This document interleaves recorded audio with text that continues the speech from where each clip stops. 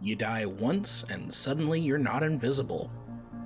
Explore the story of Heed, who was a corpse for a while, but is back to life and trying to learn about just what had happened, only to discover the story is far stranger than that.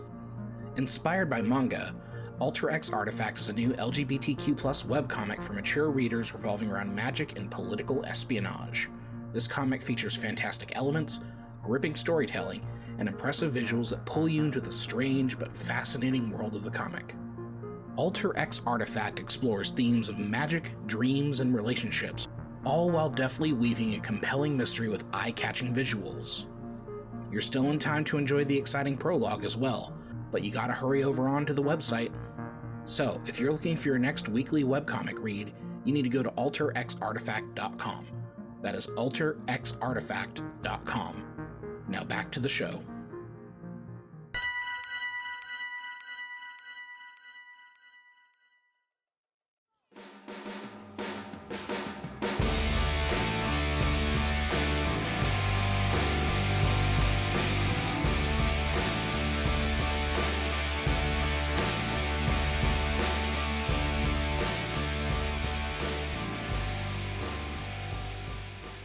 Ladies and gentlemen, you have climbed into the distraction hole. I'm your host this week, Mr. Kevin Heyman. With me are Mike. Mike, how you doing? I got a bit of a headache, but otherwise I'm doing all right. Oh, dang, son. Well, could be worse. Yeah. Yep. You could be dead. Yep. Exactly. You be careful. I'll be careful. You'll be dead. And we've got Mr. David Davis. David, how are you? Melting. Still melting. I think I said that last time as well. It's just been one continuous stream of just like me sluicing off of my skeleton. Your entire you're basically suffering in your own way what happened at Chernobyl. Like you remember Return of the Living Dead with the tar zombie? No, but I do remember that's literally me. Okay, are you like the toxic waste guy from RoboCop? No, more like the toxic waste guy from the Toxic Avenger. Oh God, he's faking. Think about the tar guy from Star Trek Next Generation. Oh, Skin of Evil. Oh man, I love that Crank called great, him in friggin' Strange New World. Not Strange New Worlds, in Lower Decks. Lower Crank Decks, yeah. called him. Yeah. Oh God. So yeah. This is the best shows. Body horror everywhere. Yes. So David, I tried to watch The Bear this week. How'd that go? Yeah, I had a panic attack part of the way through the first episode, so I'm gonna go back with someone else to be my babysitter so I can finish it. You need an adult. I need an adult. Like Daddy, no, it is an watch. intense. It is an intense show. Like it's not comfortable. No, And no, it's not. It's not comfortable at all. But it's really good, and at least like you could probably tell from what you saw that like, the quality is up there. Fucking amazing, and I can't watch it by myself because I need supervision. I need someone to tell me to sit my ass down while watching The Bear. No, so are you one of those people who gets really uncomfortable around socially awkward situations in like movies and stuff? Yeah, and it's not even fun comfortable. It's uncomfortable. I remember seeing Borat with one of my friends when it came out. This was while we were in high school, I think. And like he could not stop fidgeting throughout the entire movie because he just could not handle. Like I think he almost like started crying during the scene where Borat's chasing around his friend with the dildo in the hotel full of conservatives. Yeah. Entirely fuck that whole movie. I love that movie. I cannot stand it. Especially because part of it's in Jackson, Mississippi, and I'm like, oh no, it's my people. Well, not my people. I'm not human. I don't identify as human anymore. So they ain't your blood. What's that? They ain't your blood. They ain't my blood. They aren't actually. Some of them are my blood. That's my kin. So anyway, gross. So David, what have you been up to this week? Gentlemen, let's talk about the Lower Decks and Strange New Worlds crossover episode that like just came out yesterday. Yes. Yesterday. Yeah, yesterday. Yeah, because Like, holy shit. Those old scientists. Because they, because it was San Diego Comic-Con, and they, during their thing, they showed that episode. Yep. Like, they premiered that episode there, and like an hour later, put it up on Paramount Plus. Which is freaking great, because that was a surprise. I didn't have to wait. That's such a cool thing for them to do. Like, even though like Paramount's like screwing the pooch with a lot of Star Trek stuff right now, to put up the episode like that was Are like they a screwing nice the pooch? gesture. They've done Star Trek Discovery, or not Discovery. Prodigy? Star Trek Prodigy. Yeah, like I would say they had some missteps there. They canceled Prodigy, although they canceled it and took all the episodes down. But as of I think even yesterday, it was all available. I think including all of season 2 was up for purchase, like digitally. Oh, I don't know. It's coming out I was on DVD. 15. I was 15 episodes into season 1 when they pulled it down. Yeah. Oh, yeah, it kind of sucks. It's just it's shitty behavior. But let's talk about something nice. Let's talk about Strange New Worlds. Yes, let's talk about the fact that first off, both those shows are hitting it out of the park every season. Yeah, I love both of them. Even their not great episodes are pretty damn good Star Trek. I think that one of the things I thought about this is that since they're not trying to stretch the seasons out, like they're 10 episode seasons, which means they're not having to have all those filler episodes where, you're trying to, come in under budget for the whole season. So you're trying to be cheap on these episodes. Oh, you mean like Beverly the Ghost Fucker? Yeah, or the recap episodes. Sorry. The what do they call it? The stock footage clip episode, shows. clip shows. Yeah, Clip episodes. Yeah. Or none of that shit. So with 10 episodes, I think it sucks because you get less, but I think you get better good stuff. But they're also kind of movie quality. I should mention we will probably be talking about spoilers from here on. Oh yeah. Oh the actual yeah, episode definitely. But what you were saying, Mike, about like having less episodes, but the quality is just like through the roof. Like it makes me want them to eventually do or redo the original series episodes. See, I think we mentioned that in a previous episode, and I agree that may be where they're going, and I'm okay with that. Yeah, just like literally just do like the 10 best episodes of each season. Yeah. Yeah. Dude, yes, that would be peak Star Trek for me. It would piss off a lot of people, but I would enjoy it. Yeah, but dude playing Kirk, I love him. Yeah, like, Paul Wesley is so good. Speaking of which, it's also his birthday today. Is it? Oh, well, Yeah, happy birthday. he's one of the Happy actors who birthday. I'm going to talk about later. Happy birthday, Captain, my captain. That was that's a nice little coincidence. Yeah, it's a fun little coinky dink. But like I do appreciate that like every actor who's brought in Kirk has like done his own thing. Yeah. Like largely like the pop culture conception of Kirk has colored him entirely. Yeah. And, But like even Chris Pine's Kirk, like Chris there's the Pine's elements Kirk of Shatner. was a caricature of Captain Kirk. I love Pine's Kirk. I though. do too, but like Kirk was a ladies' man, but he wasn't that big of a man whore. Pike was definitely kind of like, or not Pike. I mean Pine. Pine was kind of like the swaggering like movie version of Kirk, which worked for the big swaggering movie version of Star Trek. I feel like what we've got on Strange New Worlds is like the essence of Kirk with the Shatner taken out, but being the same character. Like if they did Star Trek as a series of novels, this would be like the novel Kirk, where it's like he's a very competent captain. You see all the elements that get kind of exaggerated with the But he's charming. Shatner. Yeah. He's still charming, right, Mike? Yeah.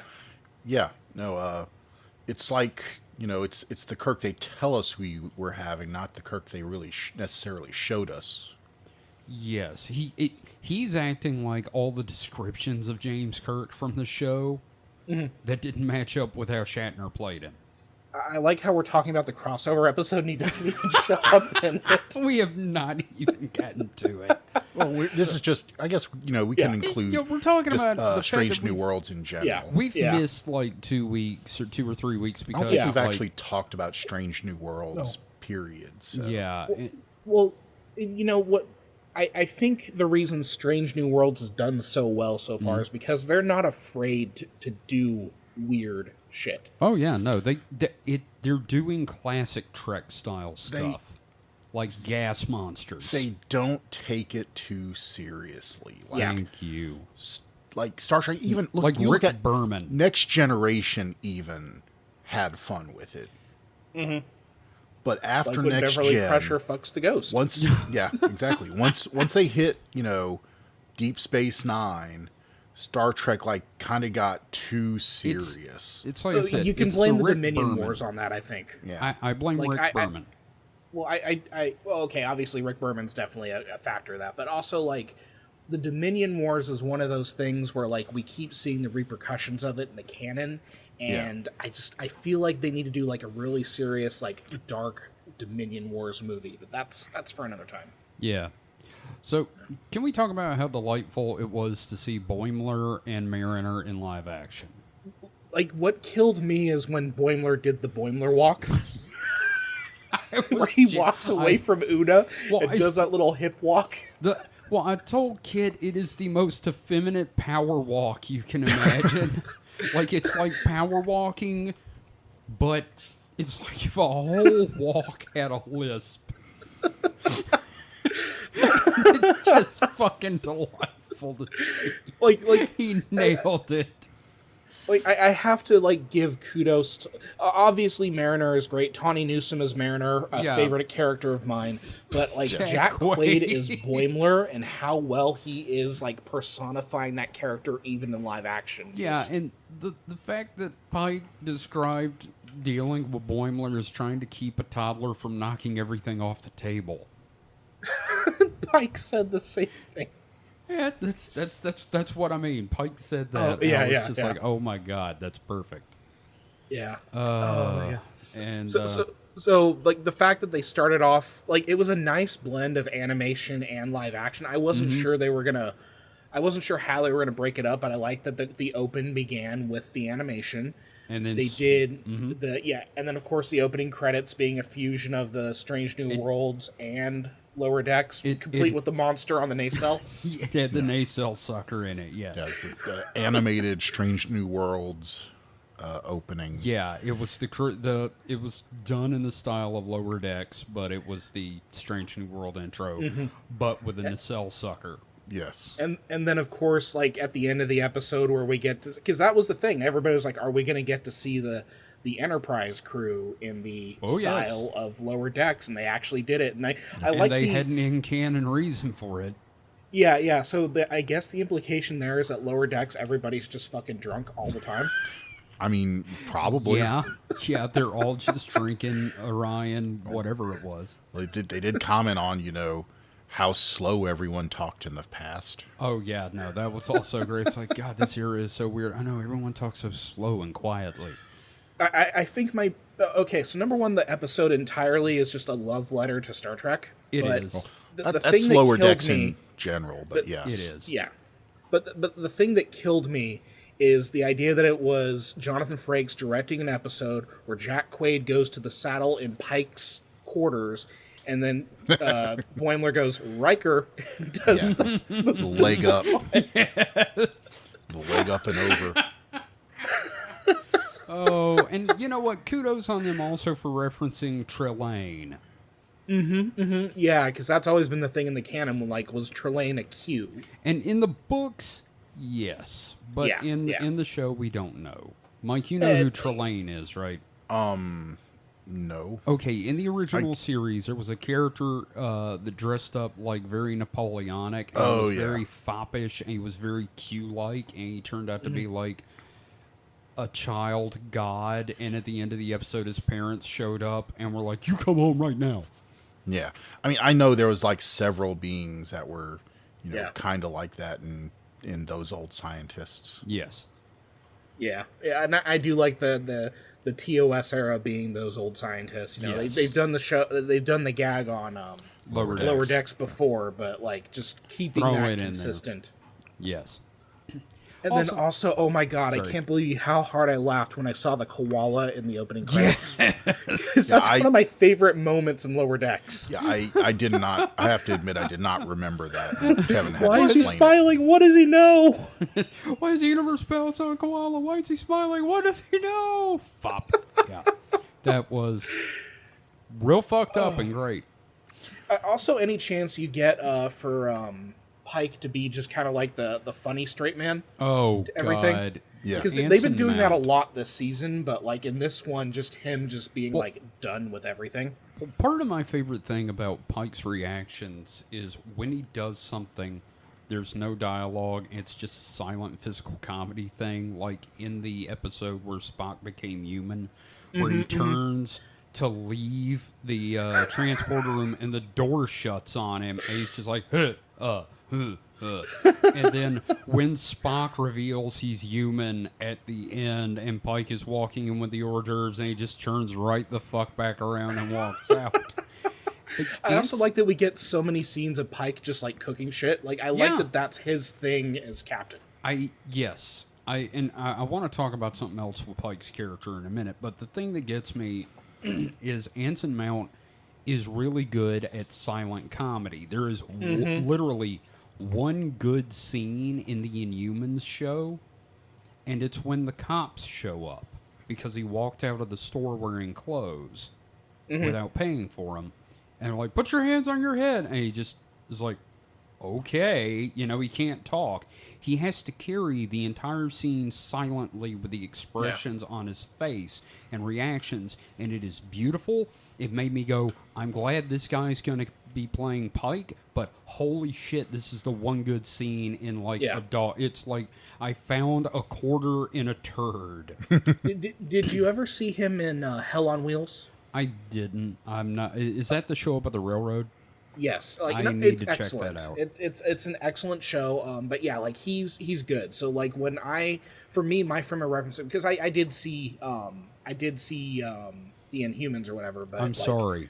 When I found out that he was cast as Pike, I'm like, oh, from Hell on Wheels. Oh, that's gonna be good because the character he plays there in Hell on Wheels, way different from Pike, but there's also a lot of like carry through because that's just kind of how he carries himself, it seems. Now, I want to bring up something from several episodes back in Strange New Worlds. It's a one where the episode was a reference to one thing from the cage, where they went to that planet and they lost their memory.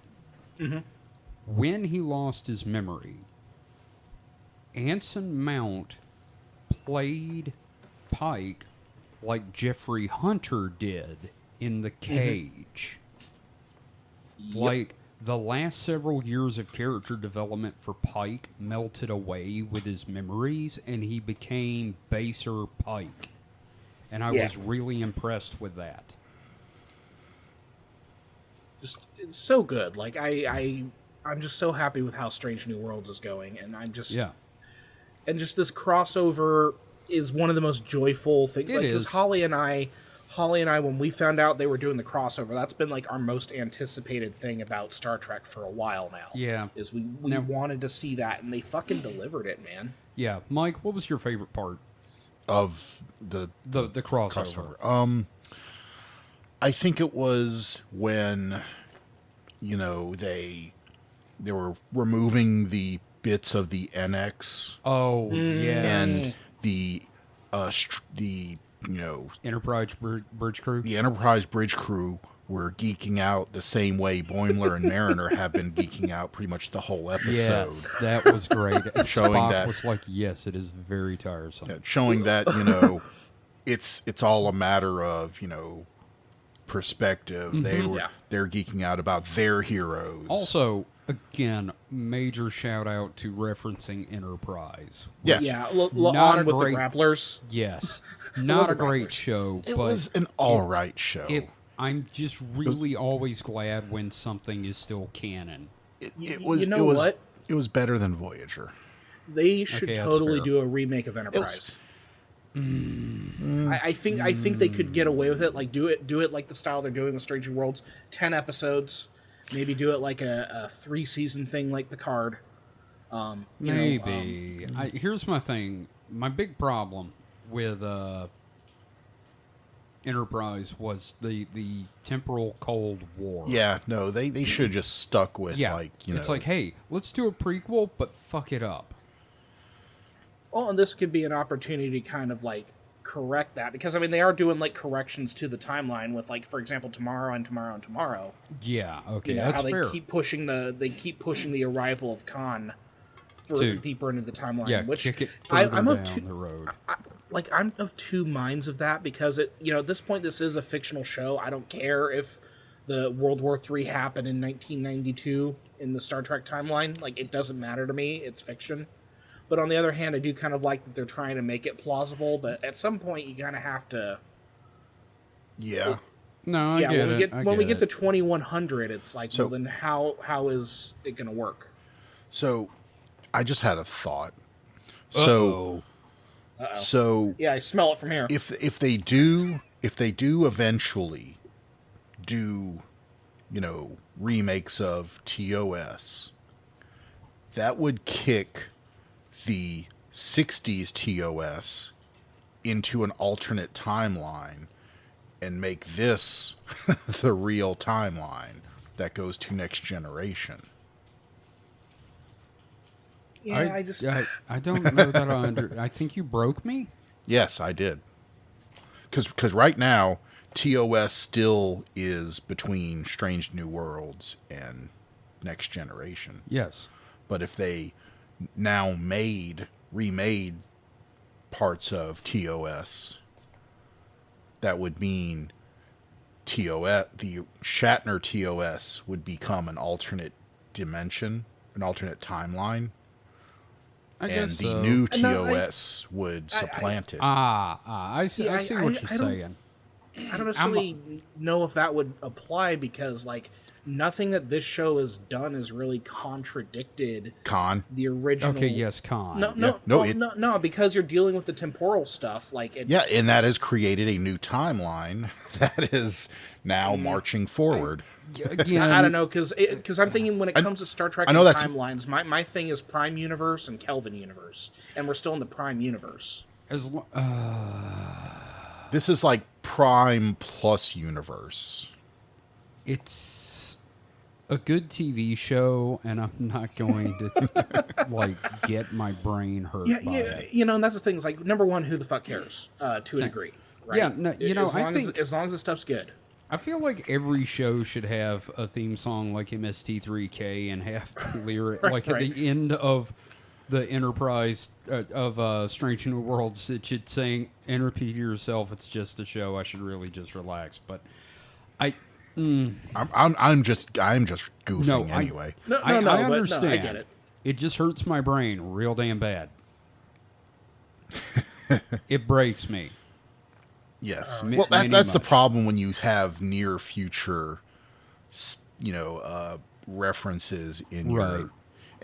your, so it admittedly, in the 60s, it was the far off year of 1999. Yeah, whatever. 96. 96. It was literally 30 Hey, years what if in we the take- future. What if we take the two numbers and switch them? Like think about us. If we think of the year 50, 20, no, 20, I'm sorry. Mike, I'm Hold on, shut up, stop. 2053. That's what I was going for. 2053. The year okay. 2053. That sounds like a fucking age away, doesn't it? Kinda. A little bit, yeah. So yeah. So if you're writing some fiction and you 2053, I mean you're like, I'm safe. Fucking nobody's gonna Yeah. Well, care. Same here's- issue Back to the Future had. See, Yeah. here's the two things about that. First off, now that you said that, tomorrow I'm going to wake up, it's going to be 2053, because that's how time works when you hit our age. And secondly, I'm so old, I still think the year 2000 is the future. Yeah. Well, Kevin, you'll be 70, so good luck. Yeah, I don't know that I'm going to make it that long, but thanks. It's wow. Modern medicine's a hell of a thing. Here's what's going to fuck you guys up. We're closer to 2100 than we are 1900. Yes. It freaks me out a little bit. That's the way those millennia work. Those pesky millennia. It's still fucking weird. I would answer this, but I just turned to dust and blew away. So, but anyway, the crossover episode that we keep veering away from. I really love Jack Quaid was able to pull off Boimler in live action so well. I really got to hand it, like, for a Nepo baby, Jack Quaid is doing quite well. Like, he's really kind of establishing himself. My problem is calling him a Nepo baby kind of shits on his talents. But you know what I mean here. I'm being facetious. I understand, I'm being facetious, but... Yeah, I mean, you kind of expect a second-generation Hollywood person to kind of just get by on his name. Well, like, you know, being, their name. Being, who's his dad? Dennis Quaid? Dennis Quaid, yeah. Dennis Quaid's kid? It's like, well, of course he's got talent. Now, if he was Randy Quaid's kid, I'd be really fucking impressed. He's also a good Superman. He is fantastic as Clark Kent. Yeah, because if it weren't for this episode of Star Trek this week, I would have been talking about that new Superman cartoon. Yeah, we'll talk about that next week because I got to get caught up. So I guess I was going to say, well, I could talk about it, but then I realized, you haven't caught up. So yeah, I mean, you can still talk about it, but that's no, because there is up. something. The latest episode, there's something I don't want to spoil for you. Is it the introduction of a certain character that's follically challenged? No, it's something that sets up a new dynamic in a relationship. Ooh. Yeah. So it turns out Lois is a guy. Yes. Okay. Exactly. You know, it'd be fine. I'm surprised he guessed that on the first try. Wow. Right. I'm impressed with myself. Again, and part of the reason I kept saying this episode of Star Trek was like a love letter to the franchise, that they have like the TOS era characters geeking out about Enterprise. So NX era. I would be curious to know, like, I haven't looked it up. I guess I could look it up, but like the writers of this episode, if there were like lower decks writers involved, or some I would of them imagine. They were. Yeah, I could imagine. I can see that because. Well, one, the characters being spot on, but two, just how, because that's their kind of, like I was saying before, that's their whole shtick. Like, Lower Decks is this whole, with all the references and everything, it's just, it's distilled Star Trek. Yeah. The other good thing about the episode, I know we're talking about all the references and how funny it was, but there's like some serious progression with some storylines, specifically the Chapel and Spock storyline. Because here's the thing, like, Spock's super happy right now. I love how it weirded out Boimler. Oh, yes. The zoom in, almost Dutch angles of the smiles. Yes. But then, like, it's setting up the tragedy of the original series era where Spock and Chapel no longer together and Spock has closed himself off. Yeah. And it's going to be so funny to me if it's Boimler's fault that happened. Well, in the original series, the basis of this is from The Naked Time, which is the episode where they're all space drunk. Yeah. And Sulu's running around with the rapier and no shirt on, being a nutcase, but like Chapel's trying to hook up with Spock, and Spock is like, I have to be strong. So it's now it adds a whole new context to that. And that's what I'm really liking about this series is that, again, it's giving context to all of this stuff. Yeah. Because whenever I watched the original series, I always took it as something deeper because, like, no, these characters have a history. There's probably an established past and everything like that. Most people would see it as like a goofy, fun sci-fi show. But I'm like, no, there's a lot of really important stuff, and I'm glad that, like... It's getting filled in. Like even the whole Klingon War, like the way that Strange New Worlds is handling like the repercussions of that. Yeah, it's really kind of what would you call it? Like kind of background stuff, like just references and things. But it's that's how life works. That's what I was gonna say. But that's how things are. It's like things in your past. You mention it, but you're not gonna sit there and expound upon it. Right. Expose about it. You're not going to expound upon it. Look at my penis about this war. At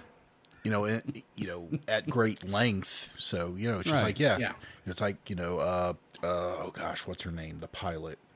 Ortegas. Yeah, she's a war hero. It's like until this episode, they hadn't really touched on that. That she was in the war. Well, and, she talked about, and she was talking to Uhura about she needs to take a break because during the war, yeah, you don't know when you're going to get your downtime, and it's so just you have to take it. And and Chapel and the doctor M'Benga, yeah. I was trying to think of his name. I was like, wait a minute, I don't want to be racist. Because I was like, understand. Yeah. But yeah, and them, they obviously have history in that, and they touch on it. So they've touched on it so far, but they haven't fully explained it because there hasn't been the need to. What happened in Starfleet to M'Benga's super soldier serum that they took? That is never used again. Probably Section 31. Well, yeah, no, that's some, I mean, that's Nazi meth right there. They gave him Special K. He gave them both Special K and meth. And so here's the thing that gets me about Strange New Worlds in general is looking at the show and going, man, I love some of these characters. Too bad they're gonna go.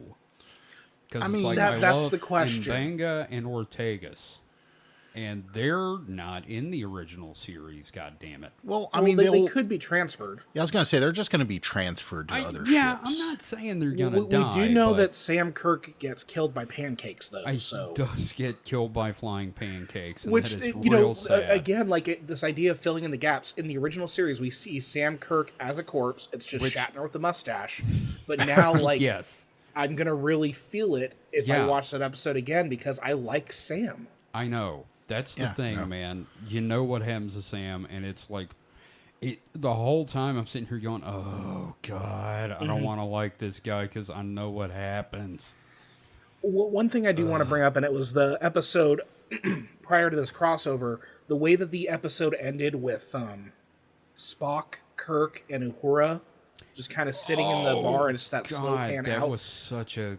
That was this is the foundation of everything you've known about Star Trek. I'm going to out myself here. It made me cry just a little bit. I got a little choked up. I kind of felt the same, but thinking back on it, I'm like, they should have had Nurse Chapel there.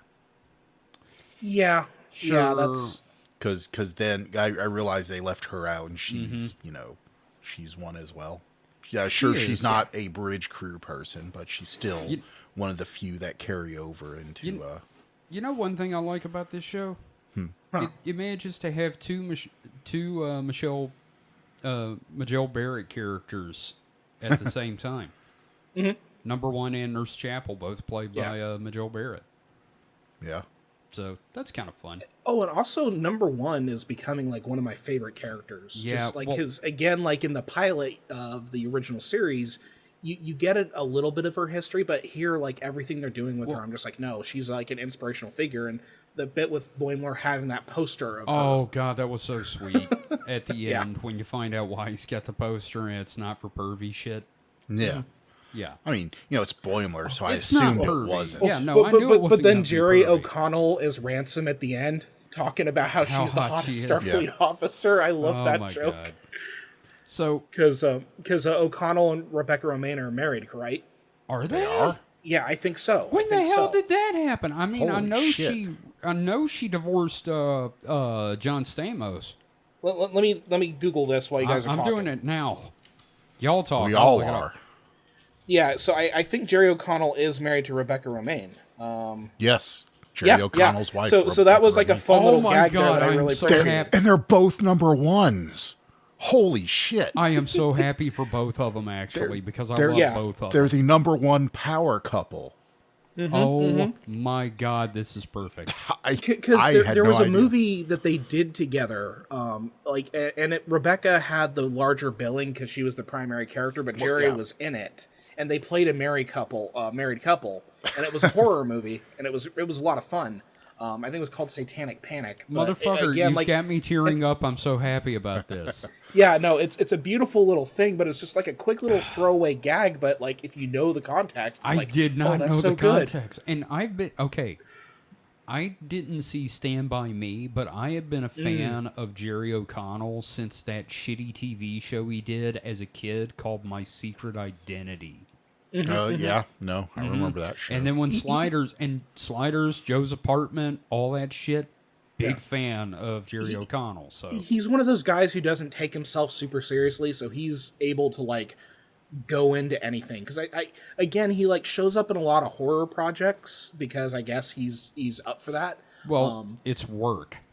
Yeah, well, but particularly with him, he shows up in a lot of them, and I'm just like, good for you, man. Good for you. You know, he's been voicing Superman a lot lately too, so that's kind of fun. Yeah. So they've been married since Star Trek. 2007, so 16 years. Jesus Christ, good for them, man. That Good is for them. awesome. I had no idea. I'm so giddy about that.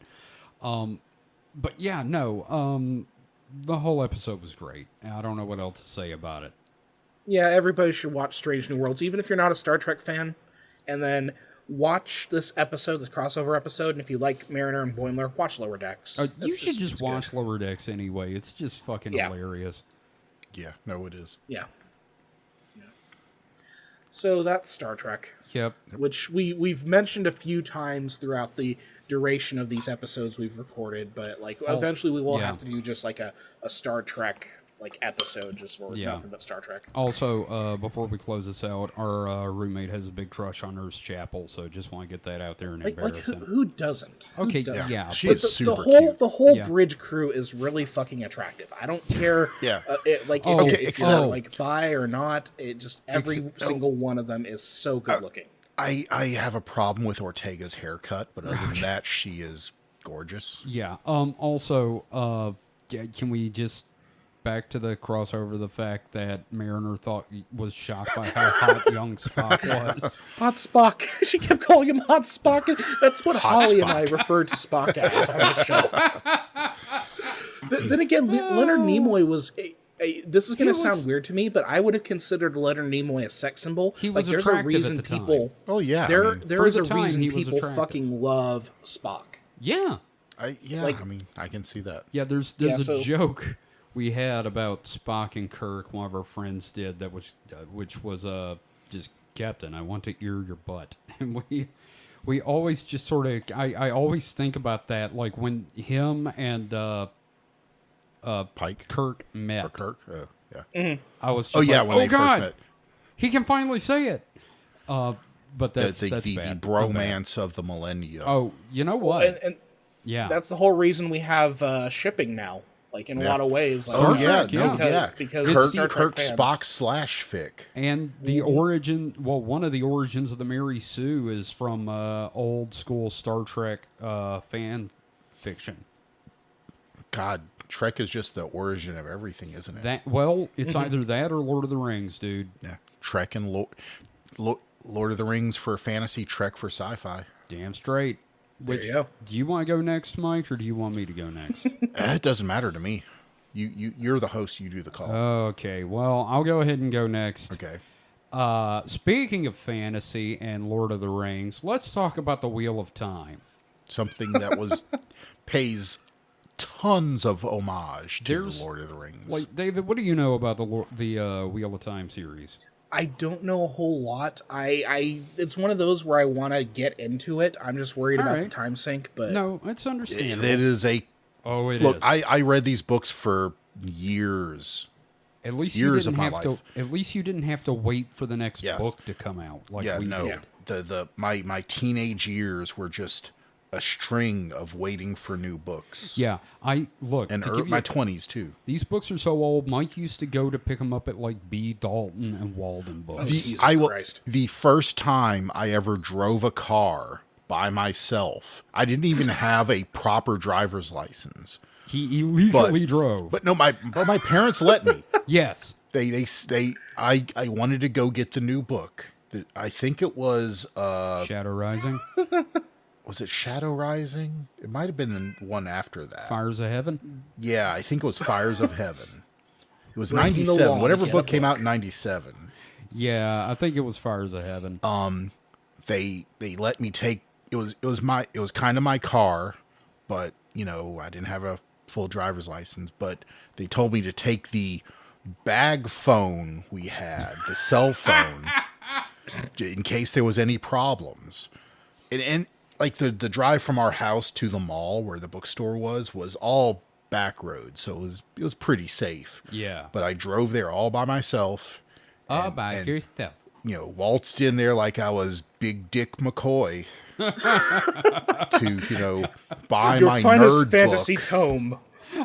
Yeah, seriously. This, And this Slapping your murder 20 weapon- on the table. This murder yeah, I'm weapon an of a adult. book. I buy fantasy fiction. And they also said I could, you know, because, you know, cell phone calls at the time were horridly expensive, but they did say I could call someone while I was doing it. So of course I called Kevin Of course he did. while I was in the mall, because what is better than driving your own car to the mall than talking on a cell phone while walking through the mall In the 90s.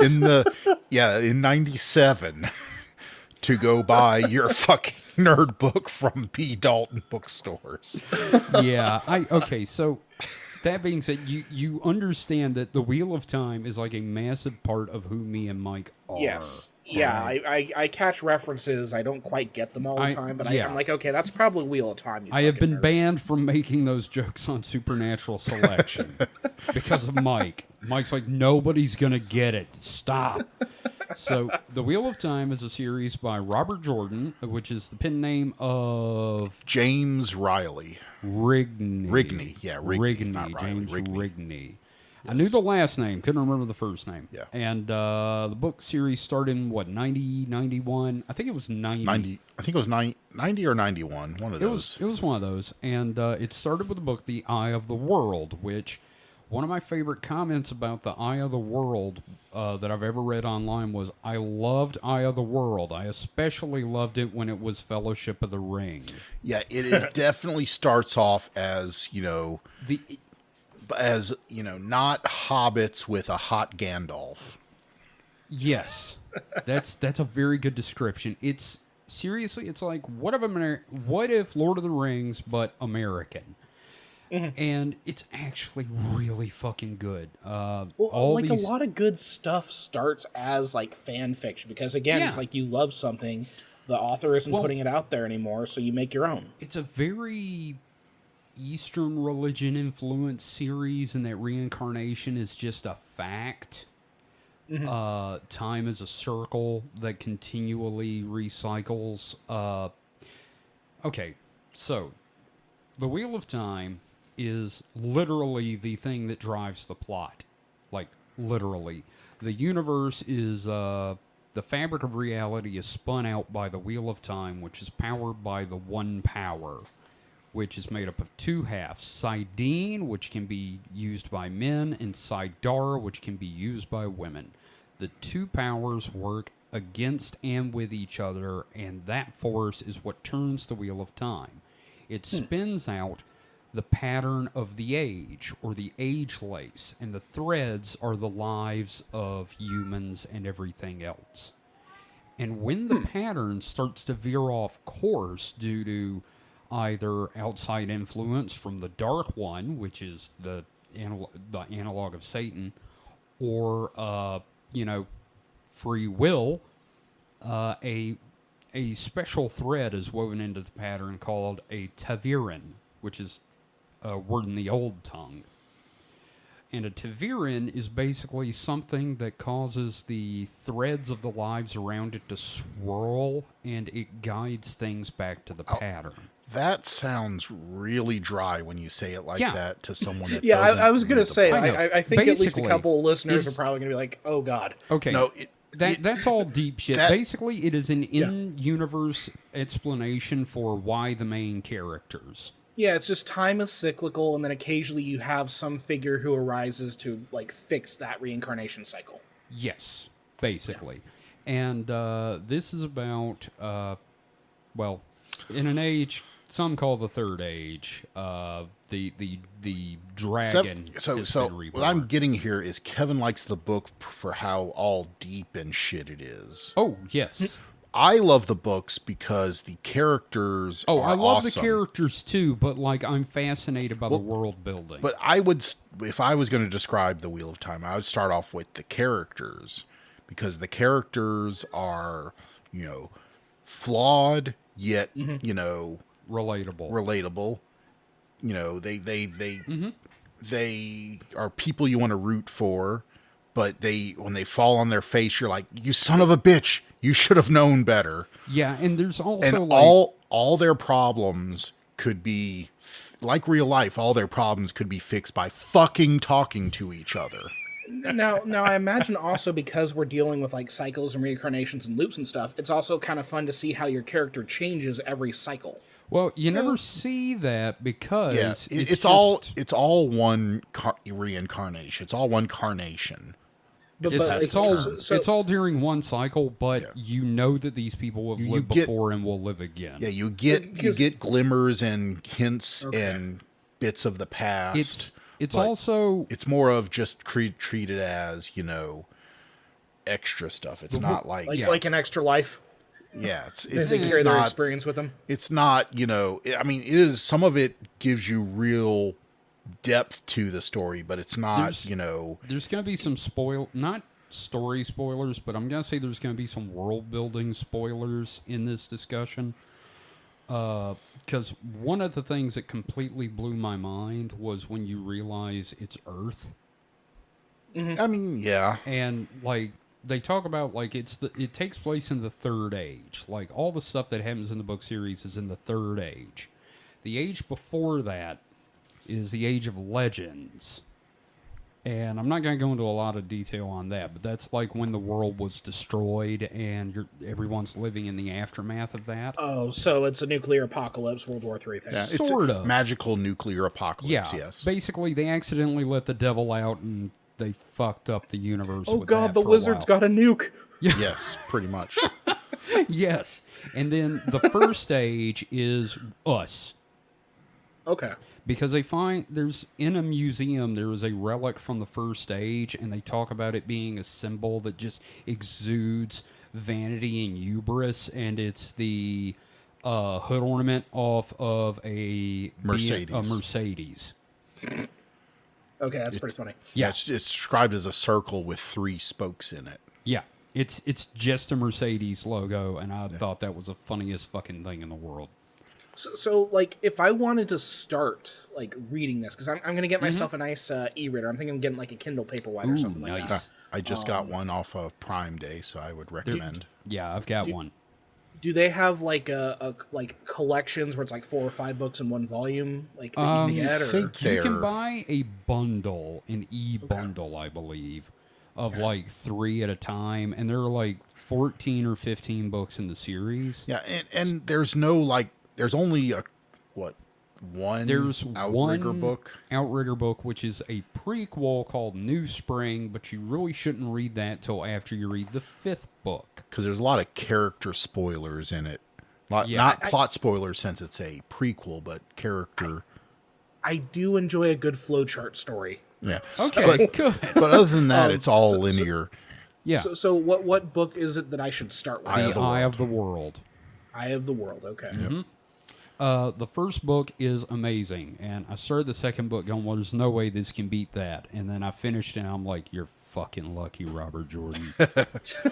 And then the third one, I was like, God damn it, motherfucker, you can't Son keep of a this bitch, up. you did it again.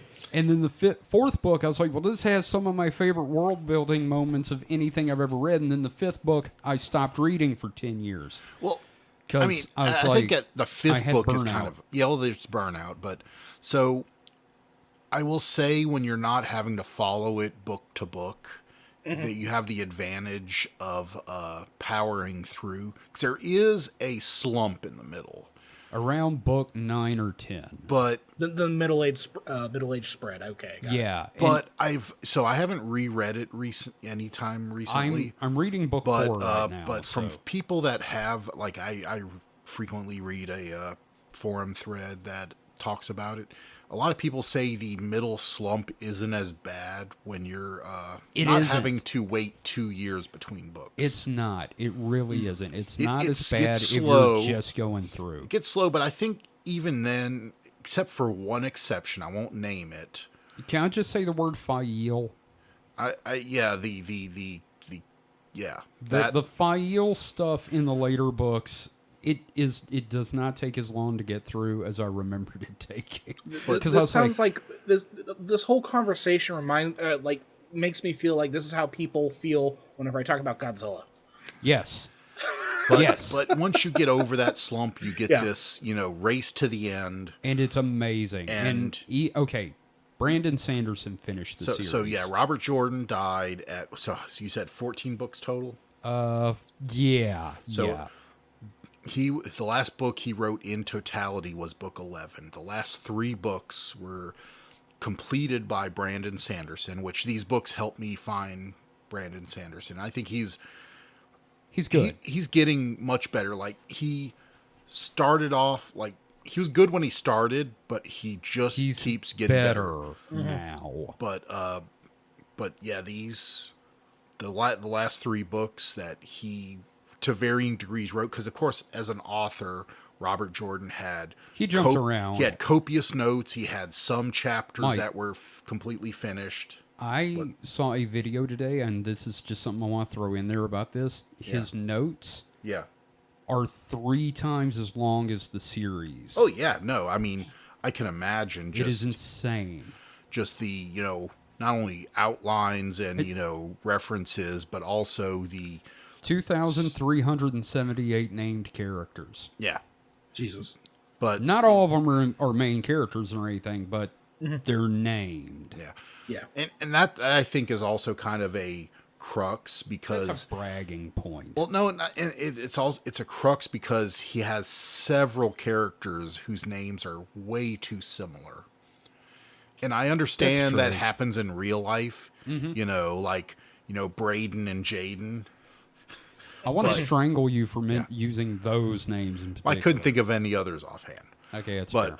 But when you have, 2 characters whose names start with the same letter and have the relatively same flow, you should be shot, because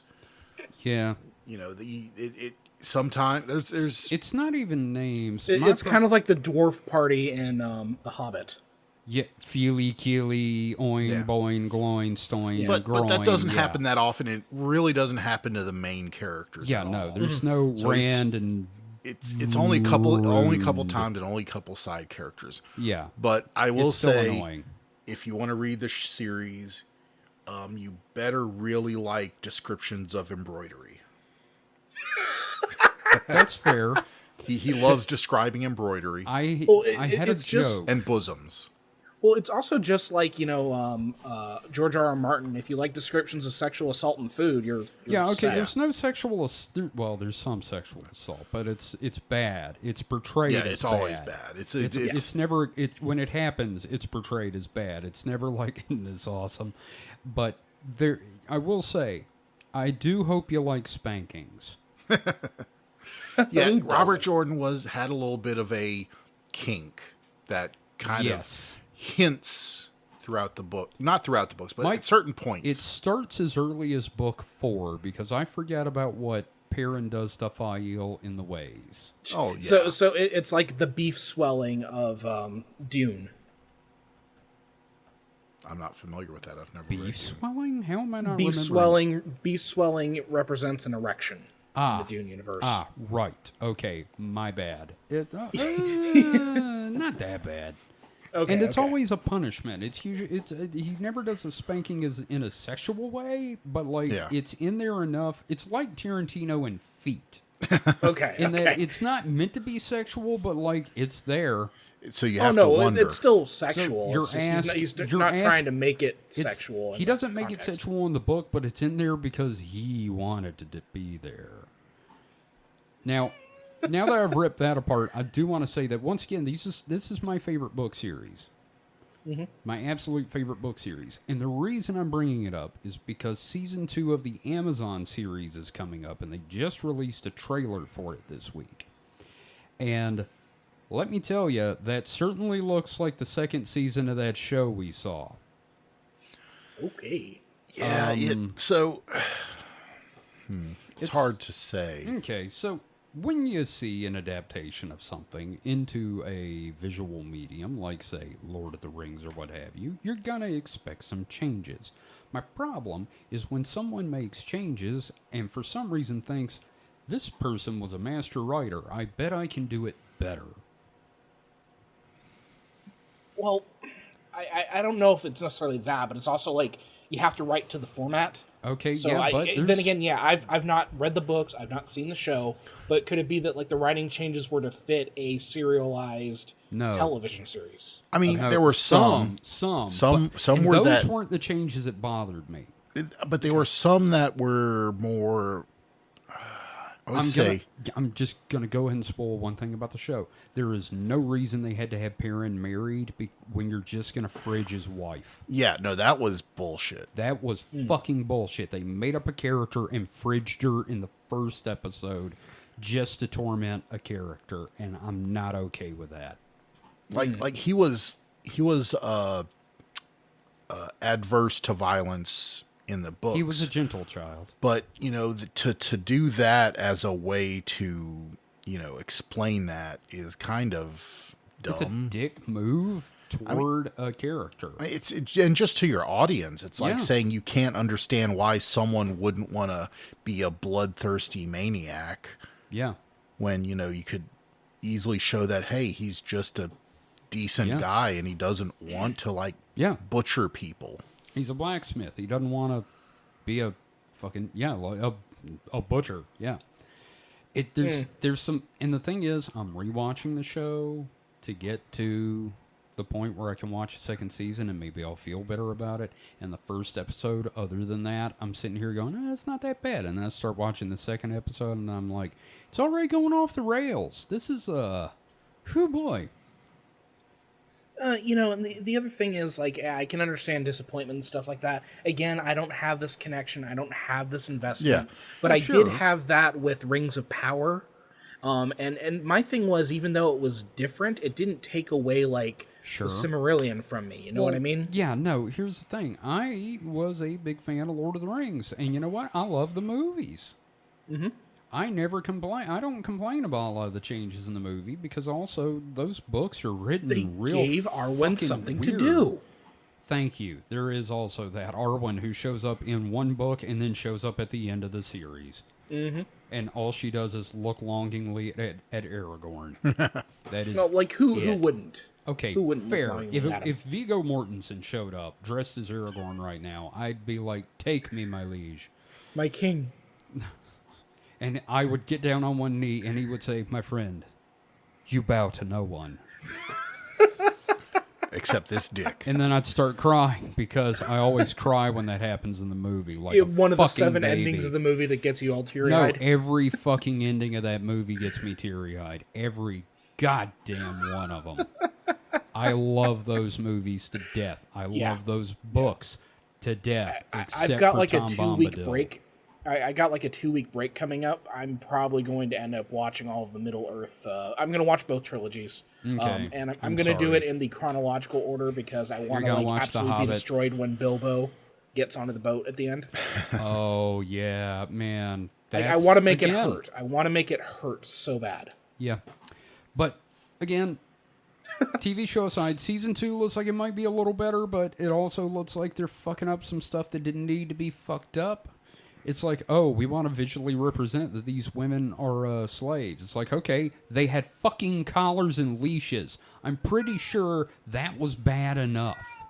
Mm-hmm. Yeah, so if you haven't seen the trailer, you see some women with like what literally looks like gold pacifiers over their mouths or in their mouths, and weird shoulder. I can understand rigs. like looking at adapting something for television. I can understand. So in the books, they had some silver magic leashes users that were leashed, and they could only use their magic.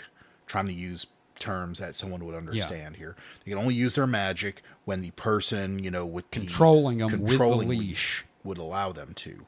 Mm-hmm. And so they have these characters in the trailer, and they seem to still have like a collar of some sort. And there still seems to be, and the leash from the collar was attached to a cuff on the controller in the books. in the books. But they also have these golden pacifiers, and I'm like, I can see how the collar and leash would seem demeaning to women, but then why are you having the pacifier? That's just like it's just kind of kinky. Yeah, it is. It's like it's like. Does someone running the show have a infantile fetish and one of those diaper fetishes? There's some things I am looking forward to. I want to see more of the Ogier, which is the non-human race in the series that are part of the good guys. Yeah. Which, here's the thing. A lot of the stuff in this series, you can see how in a couple thousand years, the Ogier will be ogres. You can see, like, the Trollocs will be trolls. You'll see the Murdral will be something. I don't fucking know. They sound like Men in Black to me, personally. But, point is, I'm looking forward to seeing more Ogier. I'm looking forward to the Aiel, which is basically, if you've read Dune, it's fantasy Fremen. Yeah, it's red-headed ninjas. Yeah, it's basically ninja Native Americans. But Irish. But they're redheads. What the fuck? It's pretty fucked up. It's Irish ninja Native Americans. Yeah. So that's the other thing about the Wheel of Time is it basically takes all these our history concepts and if you wrote like down like little snippets like different what should we call it, factors, descriptors, traits of all these like things like wears round straw hats or and threw them in a hat and you say, okay, this nation, they are you short. Pull out a strip, they're short and they shave the front of their head. Yeah, and just you keep pulling out these French. strips. And so just like mixes them all up. They just put them in a blender, and so you'll have. I'm gonna. Can I tell my absolute favorite? Yeah, the Shan-Chan, very Oriental influenced, very sort of Chinese in a lot of ways. Texas accents. Yeah, no, they all sound like John Wayne. They speak with a slow drawl, which has pretty much been the author has said in interviews that's basically a Texas accent. Yep. So basically, the Gloria, the Empress, may she live forever. It's just John Wayne talking is all it is. I'm gonna kung fu kick you, pilgrim. Pretty much. Yes, that's it exactly. So it just is, But Jesus Christ, he was a student of history, so he's not just doing this for shits and giggles. There's obvious associations he's trying to make. There's Oriental. Is that that's not a good word. That's not really a word you should use. East Asian. How's that? Yeah, there we go. That's better. East Asian influence and also Norse stuff with like the whole like an Odin analog. There's and characters that like obviously are going to become the basis of Thor when our age comes just this back. whole mashup of cultures and ideas and archetypes. Yeah. So I think we should stop gushing. I am going to say we'll never get this series done. When you get done. to the third book, Matt Cawthon is suddenly the best character in the goddamn series. The end. Yeah, I will keep that in mind. Okay, and definitely give it a try. But I think Mike's right. Yeah. I think it's just because he does jack shit in the first two books. Yeah, he's in a weird spot, and then suddenly you're in his head, and you're like, "Oh, this guy's fun." Well, I'll tell you what. When I get my e-reader, whichever one I get, I will get at least the first book, and I will read it, and I will give you guys a report of what I think. So we want a book report. We will help you get a copy of this. You have to double, single space your lines, and give an oral presentation. A single-spaced book report is a terrible idea. As someone who works as a teacher, every time a student does a single-spaced document, I want to strangle them. I have not done a book report in 30 years, so... Yeah. No. Imagine if you're grading something and you have to point out that they made an error. How are you going to do that with single space? I realize that. But No, I was just throwing out terms that I didn't fully understand because it's been like 30 a lot years. of my students. yeah. Yes. Well, you know what? Now that we're done talking about the Wheel of Time, thank you for throwing in on that, Mike. I knew both of us would have a lot to say about the Wheel of Time. Well, yeah. I feel very it's- tired all of a sudden. Kevin, in our lives, we've had more time with it than without it. That's true.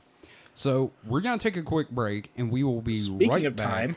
Yes, the Wheel of Time. It's not there are no beginnings nor endings to the turning of the Wheel of Time, but it was an ending. So And now for ads. yes.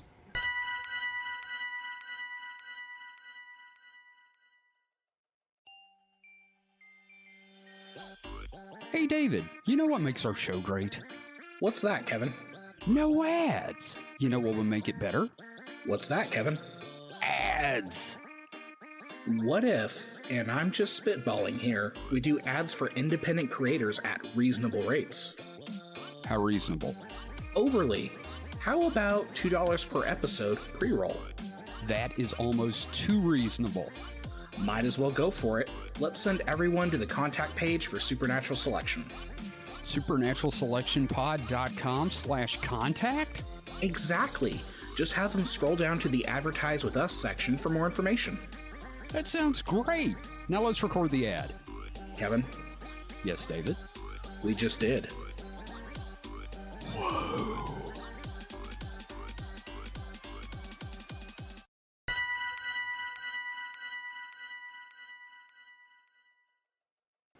Hell yeah. Woo! Welcome back to the distraction hole. So we just got done giving David a headache talking about the Wheel of Time. And yeah, Mike, what have you got for us? What you been up to?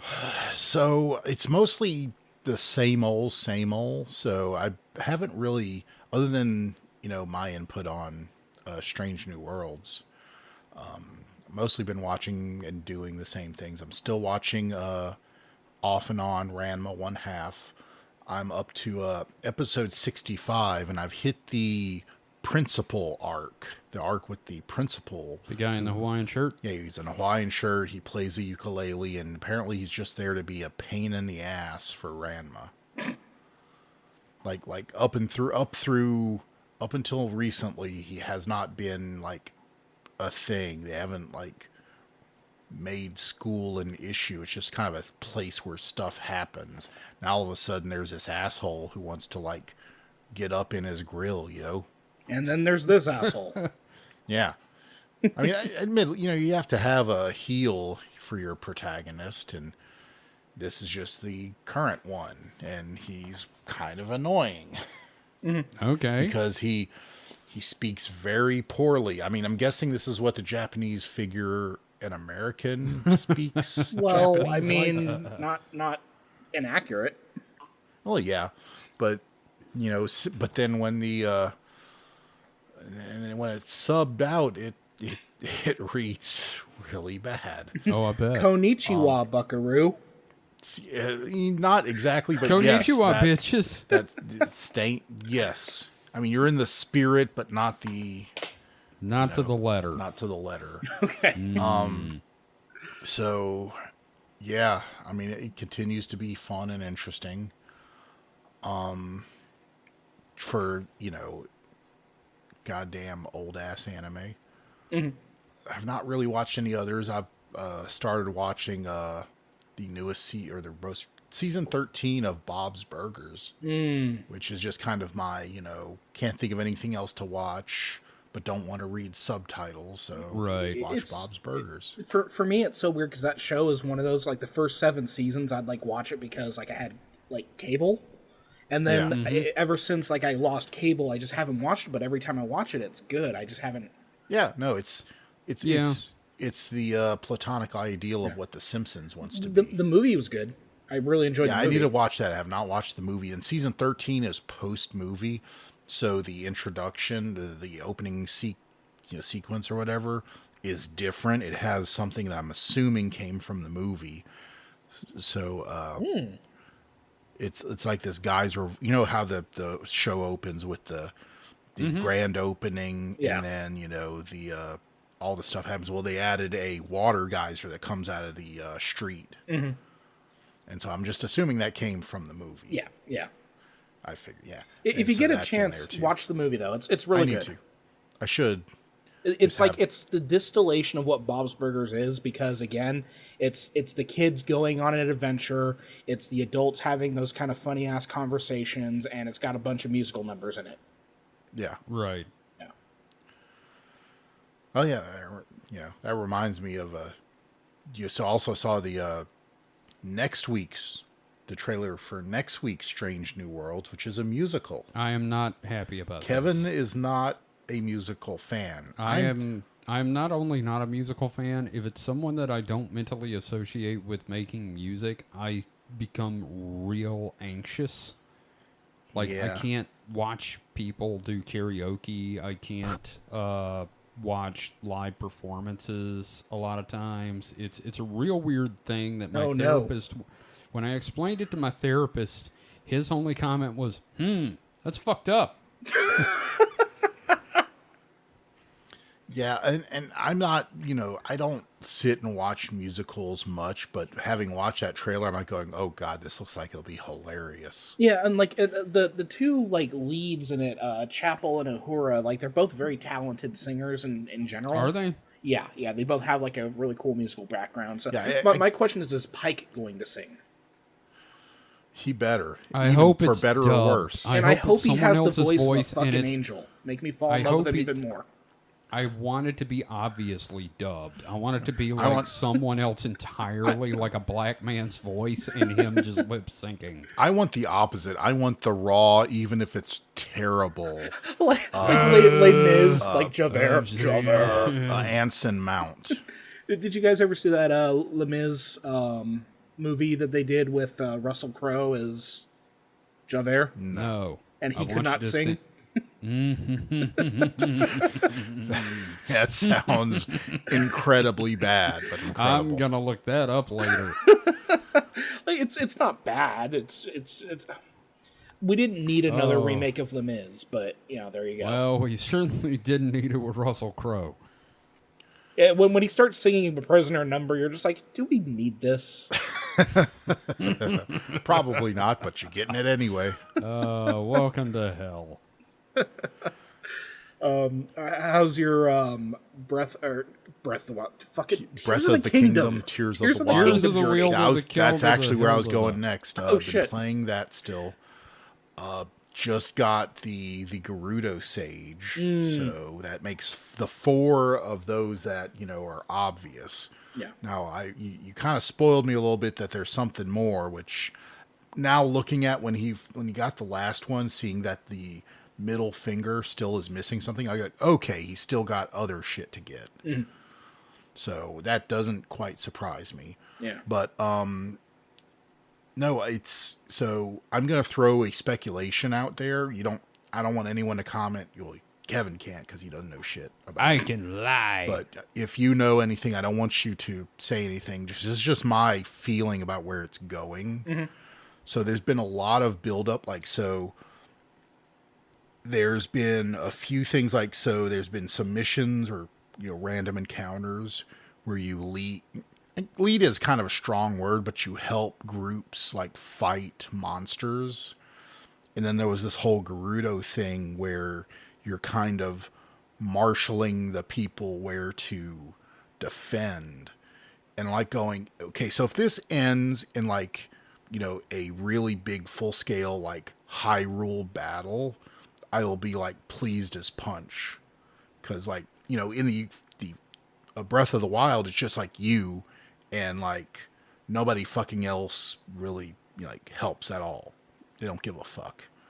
I mean, they give a fuck, but they don't give a fuck enough to put their lives on the line and help you defeat, the big bad. So it just seems it seems to me like it's building to an actual big battle. Now, if that happens or not, that, is just on my speculation. But if it does, that'd be pretty awesome. Kevin, what do you think about that? I think you're going to be surprised when it turns into a giant orgy with ducks. Okay, if you left the ducks out, I would be, there for it. But the ducks just ruin it for me. Yep, that's the point. So how far have you gotten in Tiers, David? I could beat the game right now, but I've held off on it because I switched over to Dragon Quest 11. I'm going to get back into Tiers. This is a really weird time for me in this point of the year because, again, it's an 18-week class that I'm teaching in 6 weeks. And I literally just got an angry email from a student on some feedback that I left them. So, yeah, that's what it's been like. Jeez. Yeah. Wow. I mean, I never went to college, but the idea of being angry at a teacher is kind of weird. I've been angry at teachers, but typically because I did something stupid and I knew it. But here's the thing, the student does not understand how the world works or how certain words work. So they're making an assumption about a comment that is not what they should be assuming. So... yeah, I see. If I say something is inappropriate, what do you think? That was not fit for the situation. Yes, exactly. But yeah, so that's the kind of stuff that. Dragon Quest XI's fun though. I know. Yeah, no, I've played it. I started over in 2D. Here's a great thing about that game, Mike. You can play it in this beautiful 3D environment. And there's lots of hidden shit, and the controls can be a little bit wonky. Or there's a 2D version where it looks like a Super Nintendo game. Mm-hmm. Oh, so you ruin it? No. Actually, my plan is to eventually, once I get to a certain point in the story, I'm going to replay the previous chapters in 2D just to make sure I find all the treasure chests because they're easier to find in 2D.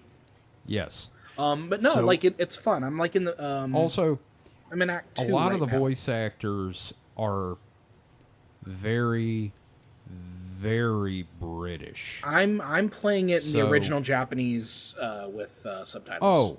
Oh, I should do that because I hate the British voice acting, and 2D there's no voices. Yeah, no, it's fun though, and I'm having fun with I like the character progression system. I like the skill system.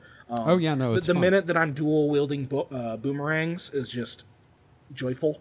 I gotta get to that. Yeah. The characters, the story, it's a JRPG. The story is kind of hit or miss, but I'm enjoying the story on this Quest. one. There was a couple of moments wow, I can't believe they actually did that. But I can't stand the protagonist. What? Sorry, is that wow? I can't believe they did that. That's amazing. Or wow, I can't fucking believe they did that. More like I wouldn't necessarily say amazing, but it's one of those things where it's I didn't expect them to do that. That's pretty clever. Okay, that's fair. The thing I cannot stand is the protagonist's haircut. So I literally swapped over to the Dragon Quest VII costume that came with the special edition of this game. Oh, I love. Wait. Which was the one? Is that the one where you're wearing the orange bandana thing? Yeah, the bandana on the head. Okay, yeah. I love that game. Real quick, Mike, Dragon Quest, the character designer is Akira Toriyama, so everybody in the games looks like one of the Dragon Ball characters, and this character looks like shitty Trunks. Or actually, no, that's not accurate. He looks like, what was the android, 17? 18. The one with the black hair? Oh, yeah, I don't know. The boy android. Yeah, I think that's 17. But yeah, it looks like the Mandroid. Mandroid. Yeah, I can't stand the hair on the protagonist. The character designs overall, it's Toriyama. It's fun, man. Especially Veronica. Veronica's my favorite character. And then I haven't gotten to her yet. You've beaten the game before, haven't you? No. Oh, okay.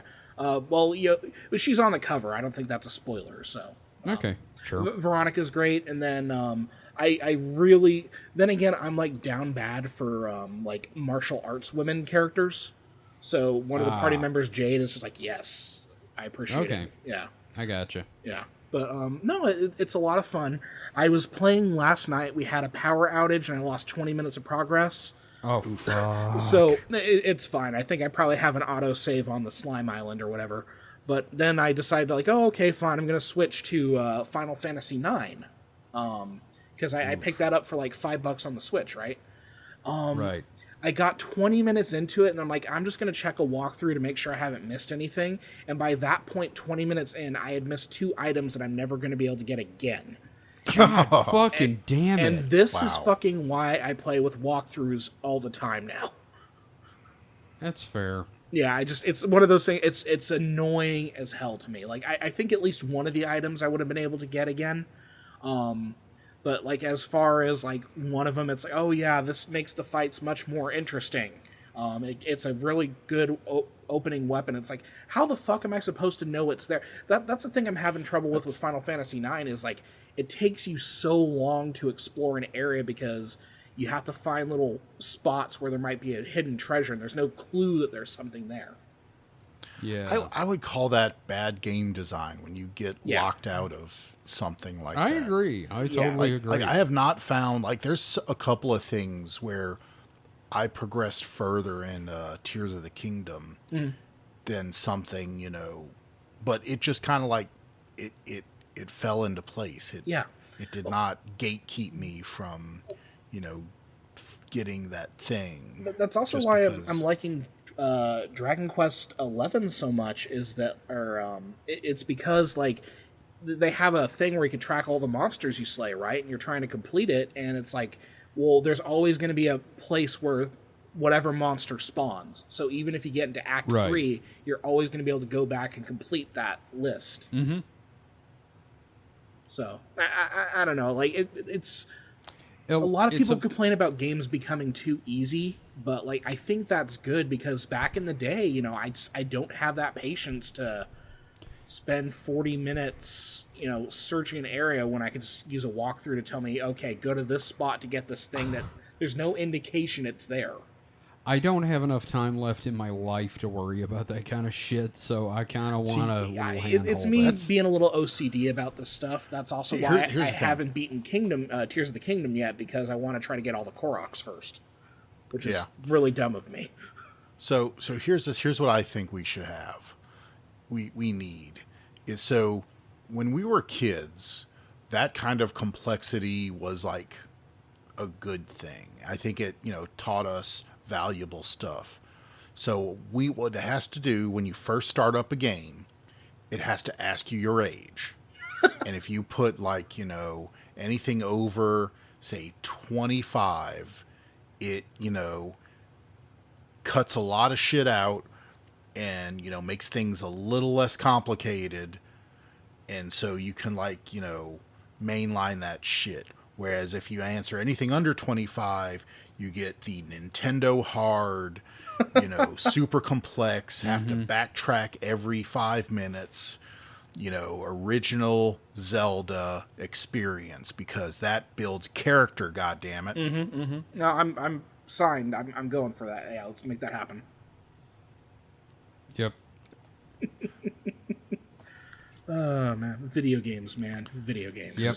And it's nuts right now because I also picked up Splatoon 3 for Holly's birthday, and I started playing that, and I was having a lot of fun, but it's like, what time do I fucking have to play all these games? Yeah. Yeah. That did make me think of a question, like, not a question, not with a capital Q, but so I can name one game from my youth that I am still, like, proficient at. Like, I can still, like, sit down and play and be fucking good at. Not, like, amazing, but still good. Mm-hmm. And that's Mega Man 2. Like, I can, you know, I can't rattle off now what order the bosses should be fought in, but I kind of know. You know, I start with Metal Man and get the metal blades, and then you go to Wood Man. A lot of shit. Yeah, well, obviously Wood Man, because metal and wood and all that. But, well, saws in particular, but yeah. But yeah, so I can I wouldn't say effortlessly, but pretty regularly, every time I've sat down with that game, I can get through the 8 bosses and onto the Dr. Wily stages without much problem. Any games like that for y'all? Super Mario World. Okay. Just straight up, I pick the controller up and I'm like, I'm already on, like, the 3rd area of this game. You already know how to open up the secret item area. Yeah. Yeah, where did the time go, and how am I halfway through this game now? Yeah, exactly. With like 300 lives. What the fuck? For me, like any Mario Kart game, I just kind of pick up naturally because like. Okay. But no, like the game for me, where it's like I know where everything is, I can kind of go through it with my eyes shut. Is Earthbound.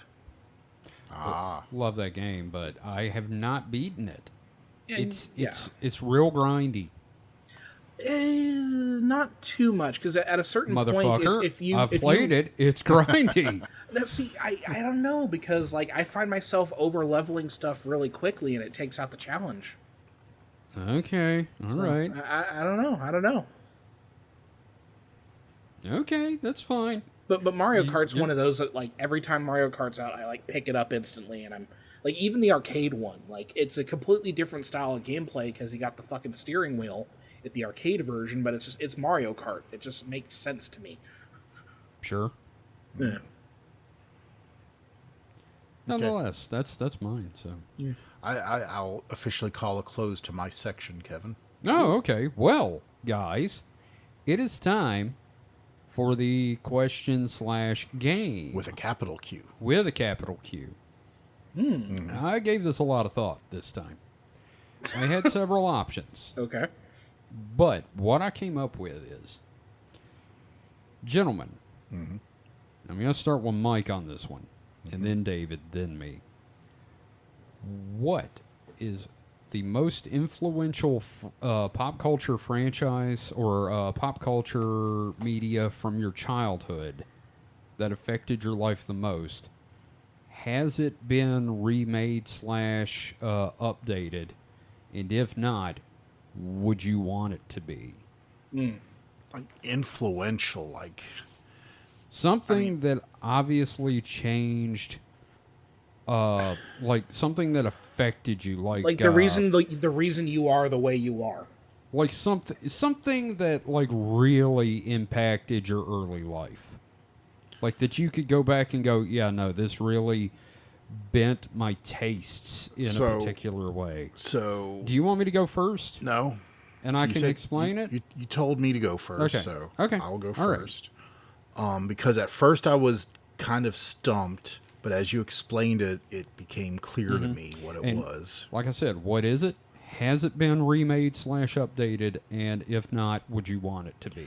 All right, so it is Robotech, specifically Robotech the New Generation. The third series. The third part.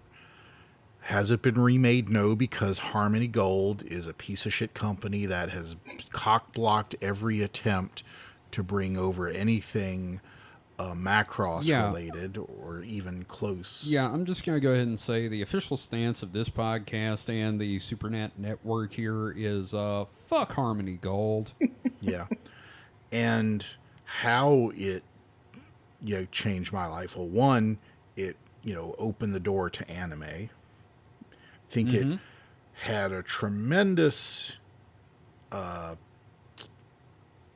impact on making me a giant fucking geek. Weeb. And weeb. Yes. No, I understand. And it single-handedly basically made me and Kevin best friends. Oh. It did. We were in school. Neither of us went to the Powder Puff football game. I got up on the chalkboard because it's just the two of us in the classroom, this old man's classroom. And I started drawing. I said to Mike, I just turned to Mike. I was like, hey, man, come on. Why don't you draw? I think the teacher had said something about we could draw on the chalkboard. Yeah, if you I wanted think to. I asked. Yeah. But, like, I start drawing Mario from Mario 3 with a raccoon tail, which looked like he had a striped penis the way I drew it. And Mike, I look over, has drawn Scott Bernard's Cyclone Cycle armor. Yeah, so in meticulously recreated, but the legs were too big. So it looked like he was, like, slouching. Well, yeah, so I was drawing off of a picture, which is pretty much the only way I can draw. I used to be decent enough, but if I could look at something, I could draw it, but I could never make the transition to drawing something from my head very well. Right. Mike's more of a Xerox machine. So I drew this on the chalkboard, but because of perspective, because the feet were closer to me, I drew them bigger. And so it's kind of like this, exaggerated perspective where it made, I mean, I guess in a way it would kind of work because it made him look really tall. Mm-hmm. It's like you're looking up, if you were like at his feet and looking up, this towering. But the way it did this sharp thing at the waist and became smaller, it really looked like he was slouching and like the top half was just further back. Like, oh God, I'm so tired and I'm full. I ate too much in my power cyclone cycle armor. This is starting to turn into weird ASMR stuff. I gotta stop. And the boots were really big and clunky on that. Yeah. So if you're not familiar with the you should look new it up. generation of Macross, they spend a lot of time on these motorcycles that like transform into armor. It's pretty badass. So yeah, I mean, it was like super cool to me. Still is. But That's why Mike has a motorcycle. Well, it's one of the reasons I will not doubt that or not deny that. Yeah. But but it's funny because 90% of the armor is just what they wear while riding the motorcycles. The motorcycle basically becomes a backpack. Yeah. And a chest piece. And the guns on the arms. And the guns on the arms. Oh, that's cool. But but on foot off of the motorcycles, they just have giant feet, giant like boots. But yeah, but no, I mean, I would say that would be the most like if anything can be said, because I think Wheel of Time's a little later than that because that was my teen years. Yeah. But yeah, so I would say it would be that. It's a good answer. Good answer. Yeah. Yeah, very good. David, I'm going to send you a picture real quick of the Cyclone Cycle armor in Discord, if you don't mind, and you'll see what I'm talking about. It'll be under that picture of Mo Rocca I sent you. Oh yes. No context for that explanation for anyone. Yeah. Yep. Nope. All right. And with Mike answering, Mike, thank you for that. I figured it was going to be Robotech. So yeah. David, how about you? So this is tough because there's two franchises that have like kind of like created my personality. Mm-hmm. And it's either Teenage Mutant Ninja Turtles or Super Mario. Both of which are still going strong. Yeah, I know how to pick them, that's for sure. But no, like number one, Ninja Turtles. My obsession with Ninja Turtles was huge. But yeah. it wouldn't be a shock to anyone, right? Because it was like one of the biggest things on Earth at the time. Still big today. Yep. But I think for this answer, I'm probably going to lean towards Super Mario because I was into Super Mario before I even picked up a controller. Yeah, because I remember your little comics you did with your Super Mario toys. Mm-hmm. Yeah, and then also my grandfather, my step grandfather, he Italian descent. I call him my grandpa Sam, but he's my great grandpa on that side of the family. Gotcha. Very, very Italian as fuck guy, right? He used to do stuff for the mafia, that sort of thing. But he always liked seeing me with like little Super Mario things, like, oh, it's a little Italian man. I don't have Italian in me or anything like that, right? Unless I go to a nice dinner. But anyway,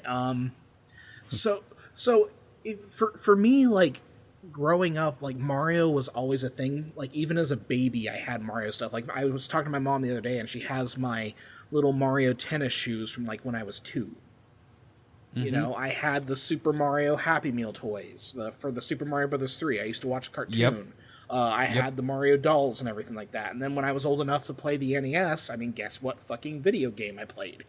Oh, God. Yeah, of course. Yeah, so for me, it's always been, like, Super Mario, which is why, like, the fact that there was a Mario movie that came out and it was good, like... Mm-hmm. You were ecstatic. Yeah, no, I lost my shit. Like, I still think, like, my favorite movie this year is that Super Mario Brothers movie because, again, it's just something that has just been so suffused into my personality.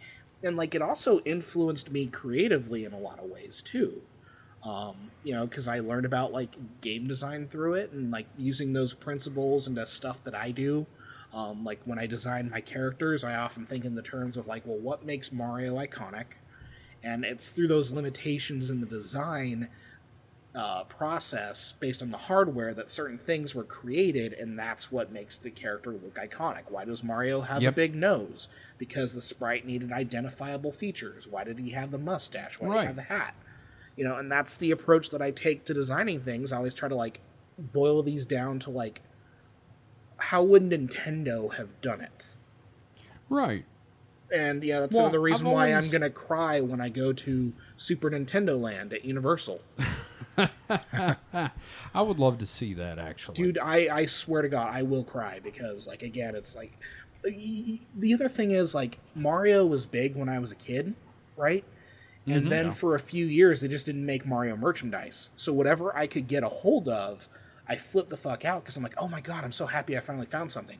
Like, I remember, you know those Easter egg kits from PAS, P-A-A-S? Yes. Yeah, of course. They had a Mario Paint Easter egg kit where it was themed after the Mario Paint video game, and it had stickers and everything like that, and I still have a bunch of those stickers around. Okay. And then also, like, I remember one time I freaked out because there was an American Greetings card machine in the Target, right? And it's one of those where it's like, oh, you can make your own card, it'll put the text on there for you, but they had Mario and Donkey Kong themed cards. You couldn't get and it would print out the cards. You couldn't buy like a Mario themed card on the shelf, but this thing would like print. So I remember as a kid, and I'm just a little kid here, like maybe like 8 or 9, like at that machine while we go to Target, just like, oh, look at all the cool Mario drawings. Yeah, so that's my very on the spectrum answer. Okay. Yeah. Well, no, that's fine, and of course it's still going strong. Yeah, and there's like been the movie, so I can get so much it's Mario been shit adapted. now. Like literally on my desk right now, I have my little Mario mushroom. I have my Bowser amiibo. I have my wedding Mario amiibo. Right. Yeah. Mike, before I answer my question, I just found out something that I have not read. You know, I got the Wheel of Time Companion, which is a massive fucking encyclopedia of everything in the Wheel of Time, made from Jordan's notes by Team Jordan, the folks that helped him write the books and keep track of all of his data. Yeah. Bella lived. Huh? Bella lived. No, she didn't. It's in the book. It's not in the last book, but it's in her entry. What? Sorry, I was...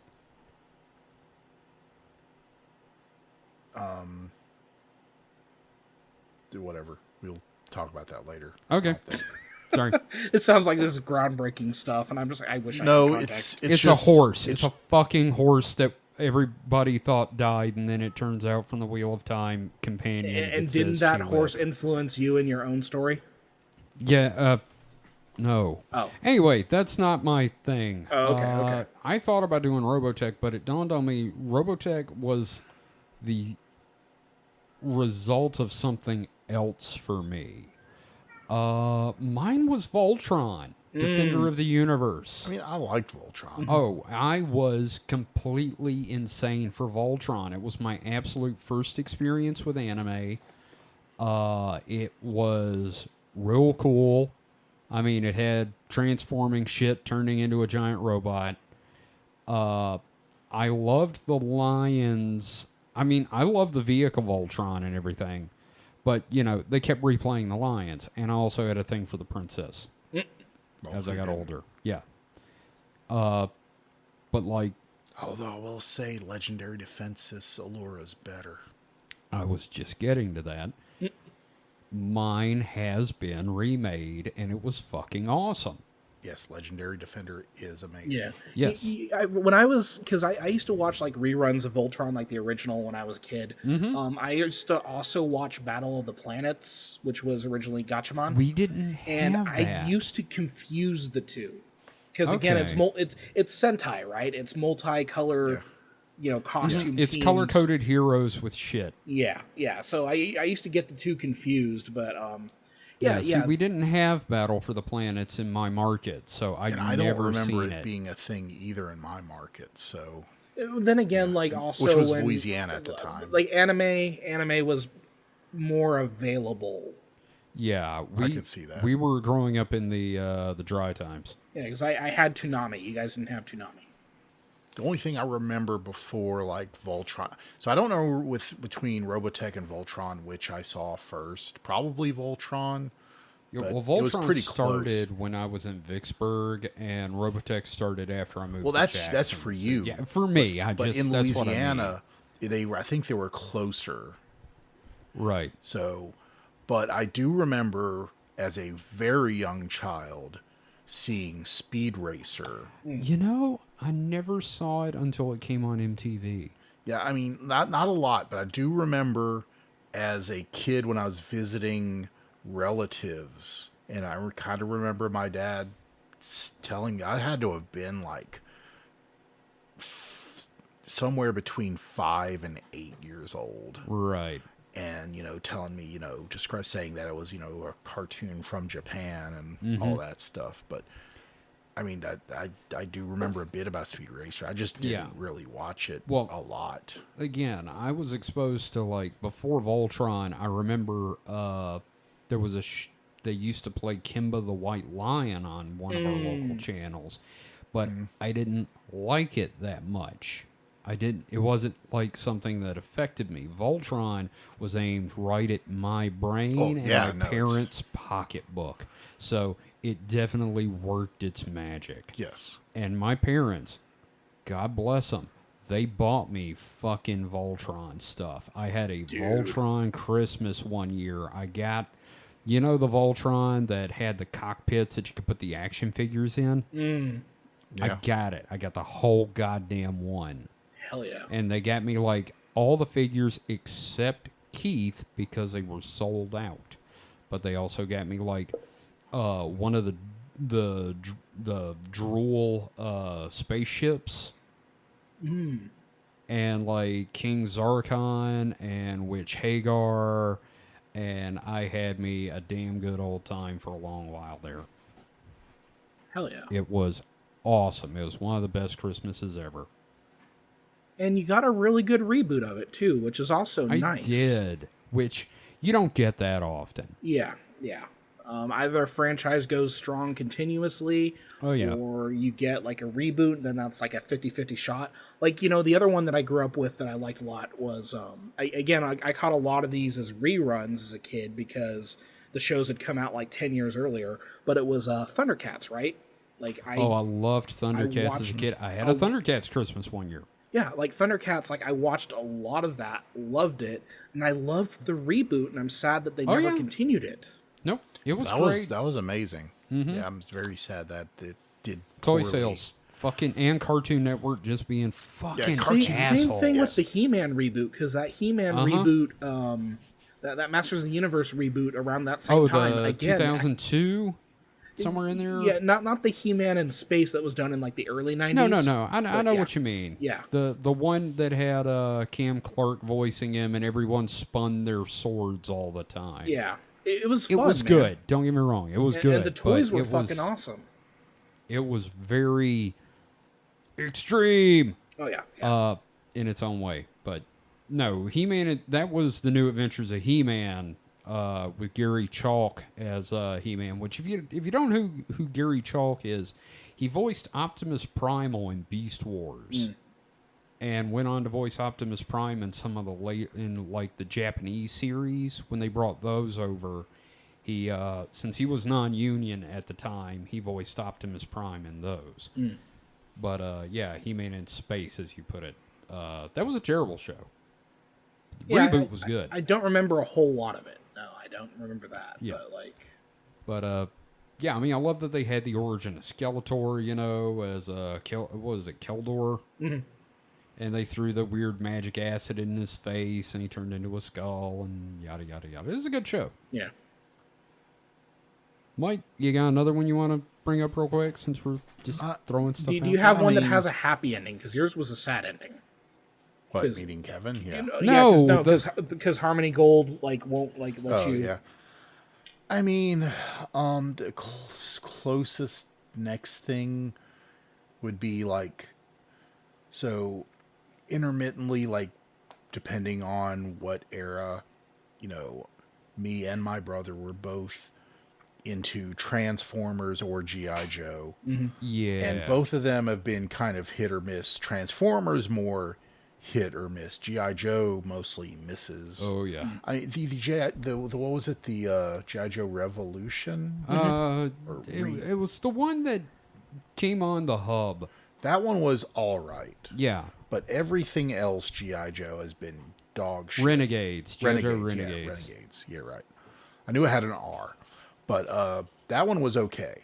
But Transformers, you know, the animated shows have been all right to, you know, middling.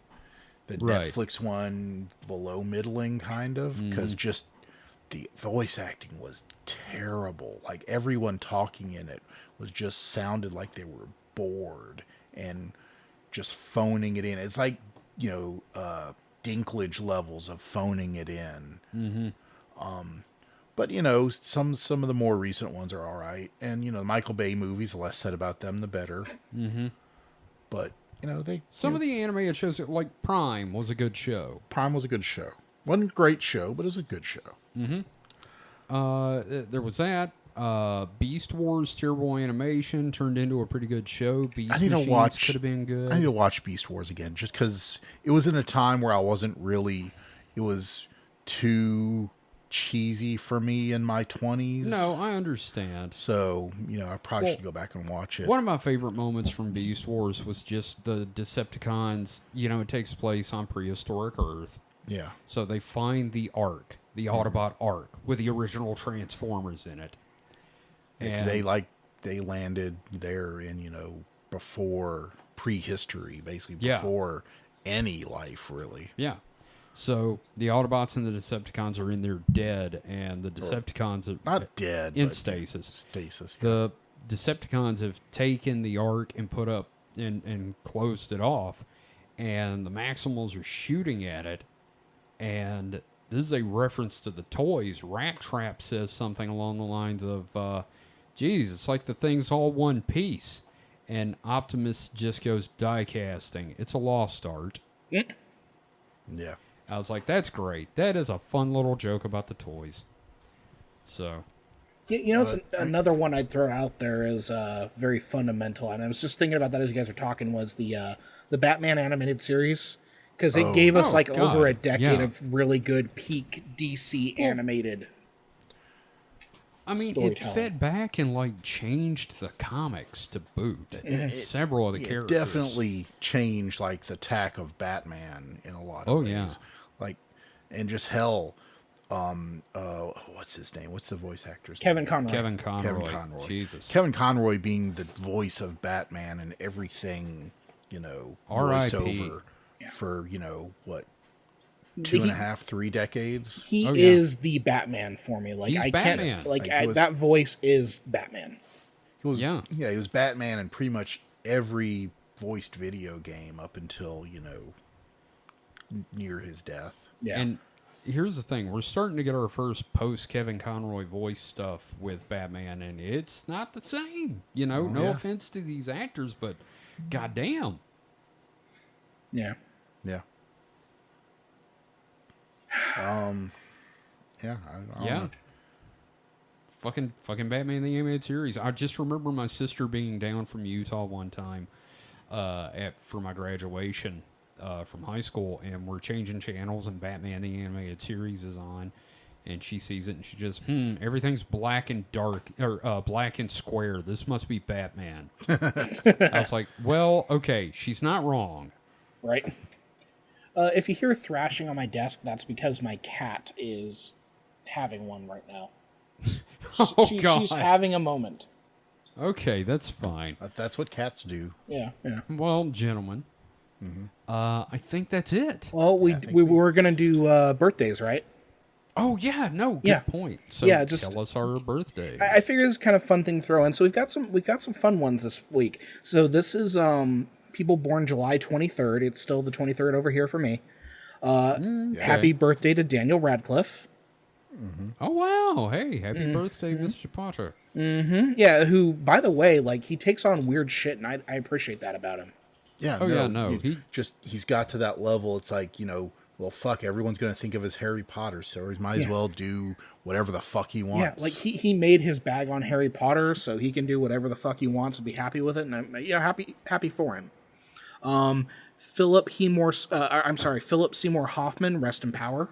Oh, yeah, man. I just saw the Mission Impossible he was in, and boy, he was one of the best villains of the Mission Impossible series so far. Yeah. I'm rewatching the series right now. I just finished Mission Impossible 2 because I want to watch them all before I see the newest one.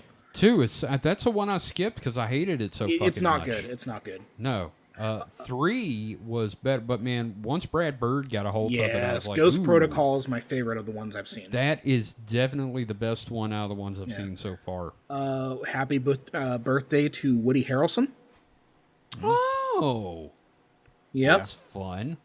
We also mentioned Paul Wesley earlier, so Captain Kirk.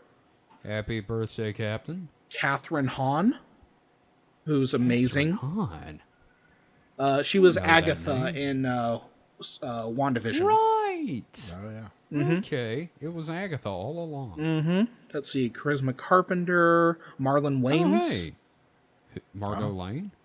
Marlon Wayans. Marlon Oh, Wayans. Marlon Wayans. Yeah. Yeah. I like him. Tom Misen, who I remember from that show Sleepy Hollow, where he played Didn't Ichabod watch Crane. It was like the police procedural with like a time yeah. displaced Ichabod Crane, which was I really heard about good. it. It was pretty fun. It had I would like to see that one again. So it's his birthday. Let's see. Ronnie Cox. Oh man, Ronnie Cox has been like just in my childhood since Fucking RoboCop. Jellicoe. And Fucking Jellicoe. yep, Edie McClurg. Mike. He was the captain in that Next Generation episode where Picard was captured by the Cardassians. Still not. He was the guy. He was the bad guy in RoboCop 1 that RoboCop shot up. So you're out the okay, window. the CEO in RoboCop. Oh, That's what I thought. And he was a bad guy in the main bad guy in Total Recall. He's a great character actor. Yeah. Yeah. Okay, so so the guy that played bad guys. Yeah, he was the president in the later seasons of Stargate. Edie McClurg turned 78 today. You might remember her from Planes, Trains, and Automobiles as the when Steve Martin comes in and he talks about I want a fucking car or I want a fucking whatever it is, and then she goes, "Oh, you're fucked." Yeah, she has that Midwestern. Yeah. Okay. Yeah. I know her as the secretary from Ferris Bueller's Day Off. She was also the church lady in Elvira, the Elvira movie. Yes, she was. She was like the neighbor in that Valerie Harper show. Yeah. Valerie. Yeah, Edie McClurg is great. I love her. Every time I see her, I'm just like, she glad puts a she's smile on my around. face. Yeah, she was, I think, Second City alumni, along with like Probably. a bunch of major comedians. Okay. And yeah, I think that about. Oh, Slash. Oh. Oh wow. Yeah, Wunter Slash. Yeah, Slash is 58. Wow. So, and I heard that recently most of Guns N' Roses finally got back together to tour. Hell Only yeah. missing what's his name? Was Duff? it Duff? Yeah, I think Duff was the only one that didn't come back because, like, during the bad times, he basically was the first one to leave just because of how shit it had become. Oh, that's understandable. It was Duff or Izzy. I can't remember if it was Duff or Izzy. I think don't it was know. Duff, but it could have been Izzy. But yeah, whichever one it was, he's like, never again. You, Axel, you're just too fucking out of it. You're too fucking Axel. Yeah.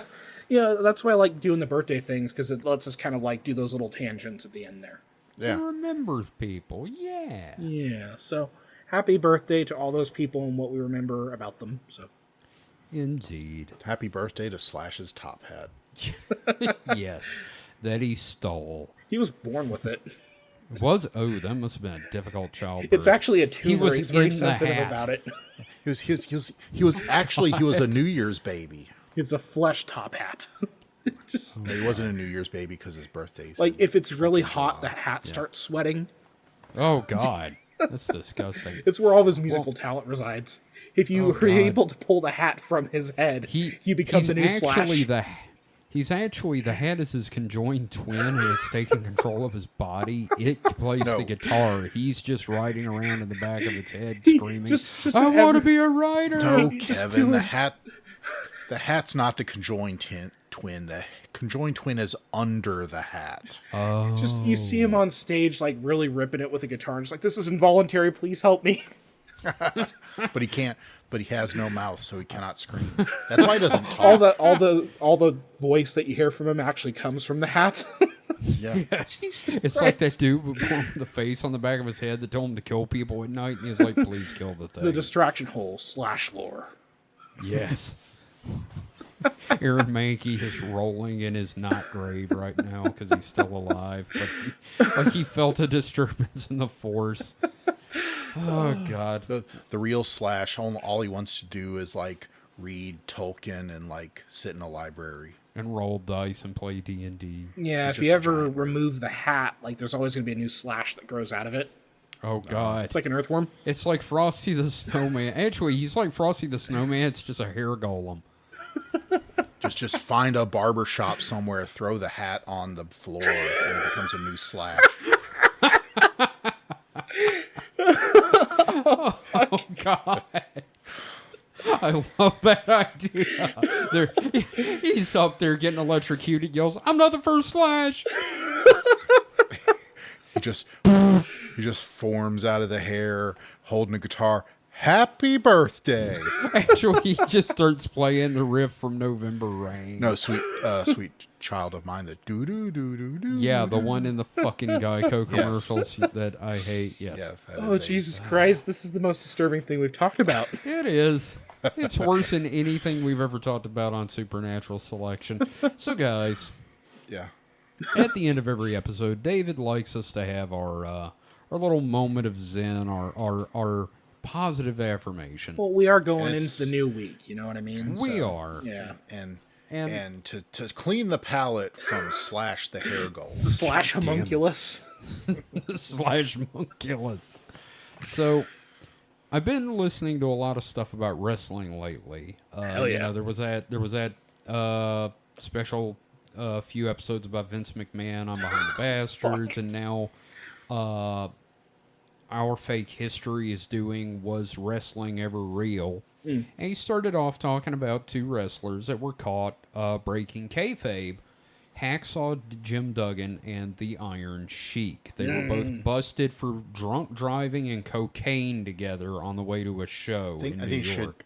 Should expound upon briefly about what that Okay, policy was. kayfabe is the storyline in wrestling that's not real, but they have to pretend it's real. And It comes from the It's- old regional version of wrestling It's- where you had yes, it got really serious where people believed that these people were actually who they claimed to be. Yeah. And everything. We're Yes, gonna have to do a kayfabe- wrestling special. oh no, we don't. But I guess we the do. point I was getting to, I- it boiled down to that, heels and faces couldn't be friends in Yeah, public. if you're an enemy, you can't hang out with them even though you're friends. And this is one of those things that really drove that point home. And by the way, kayfabe is basically fucked up pig Latin because they were all stupid back then. It's fucked up pig Latin for fake. Is what kayfabe is. So anyway, that being said, our closing thought tonight is from the late great Iron Sheik, Rest a in man power. who. He should still be here, not Yeah. Hulk Hogan. I'm Yeah. sorry to say that. I don't wish ill of Hulk Hogan necessarily, but goddamn, I do wish ill of Hulk Hogan. But I don't Maybe want not to the- say I want him I to don't die. Not want the mortal Hogan sense.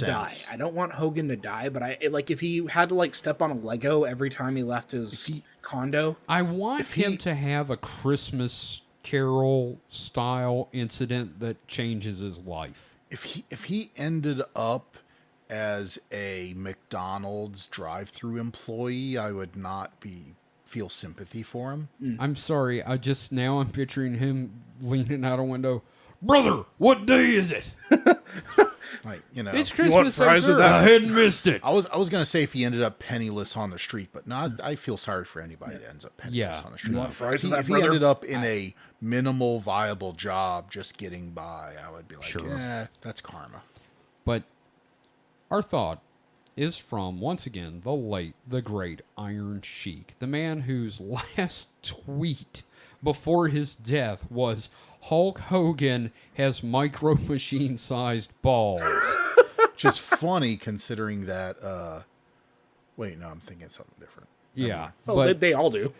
he is a fucking great man. And that being said, your positive affirmation for the week, your final thought, what I want to send you into the next week thinking about is the Iron Sheik from June 9th, 2018. Take a minute of your day to be nice to someone, you dumb son of a bitch. Words to live by. God, I miss him. Thank you. I do too. Fuck. That's great. So, again, I've been Kevin, along with Mike Sort of. and David. Maybe. And this has been the Distraction Hole, and you are now climbing out. We'll see you next time. Goodbye. Have a nice week, you dumb sons of bitches. Yeah. I just want to say that I constantly in my head, I get the Micro Machines guy mixed up with a Mean Gene. That's where I was going They with look that. the same. They look the in a lot same. of ways. So in Mean my Gene brain, they just Oakland and the yeah. Micro Machine guy. So that's where I was going with that when I realized, wait a minute, no, pull up, you're wrong. Because the Micro Machines balls. And I get it yeah. now. Oh my God, that's terrible. Yes.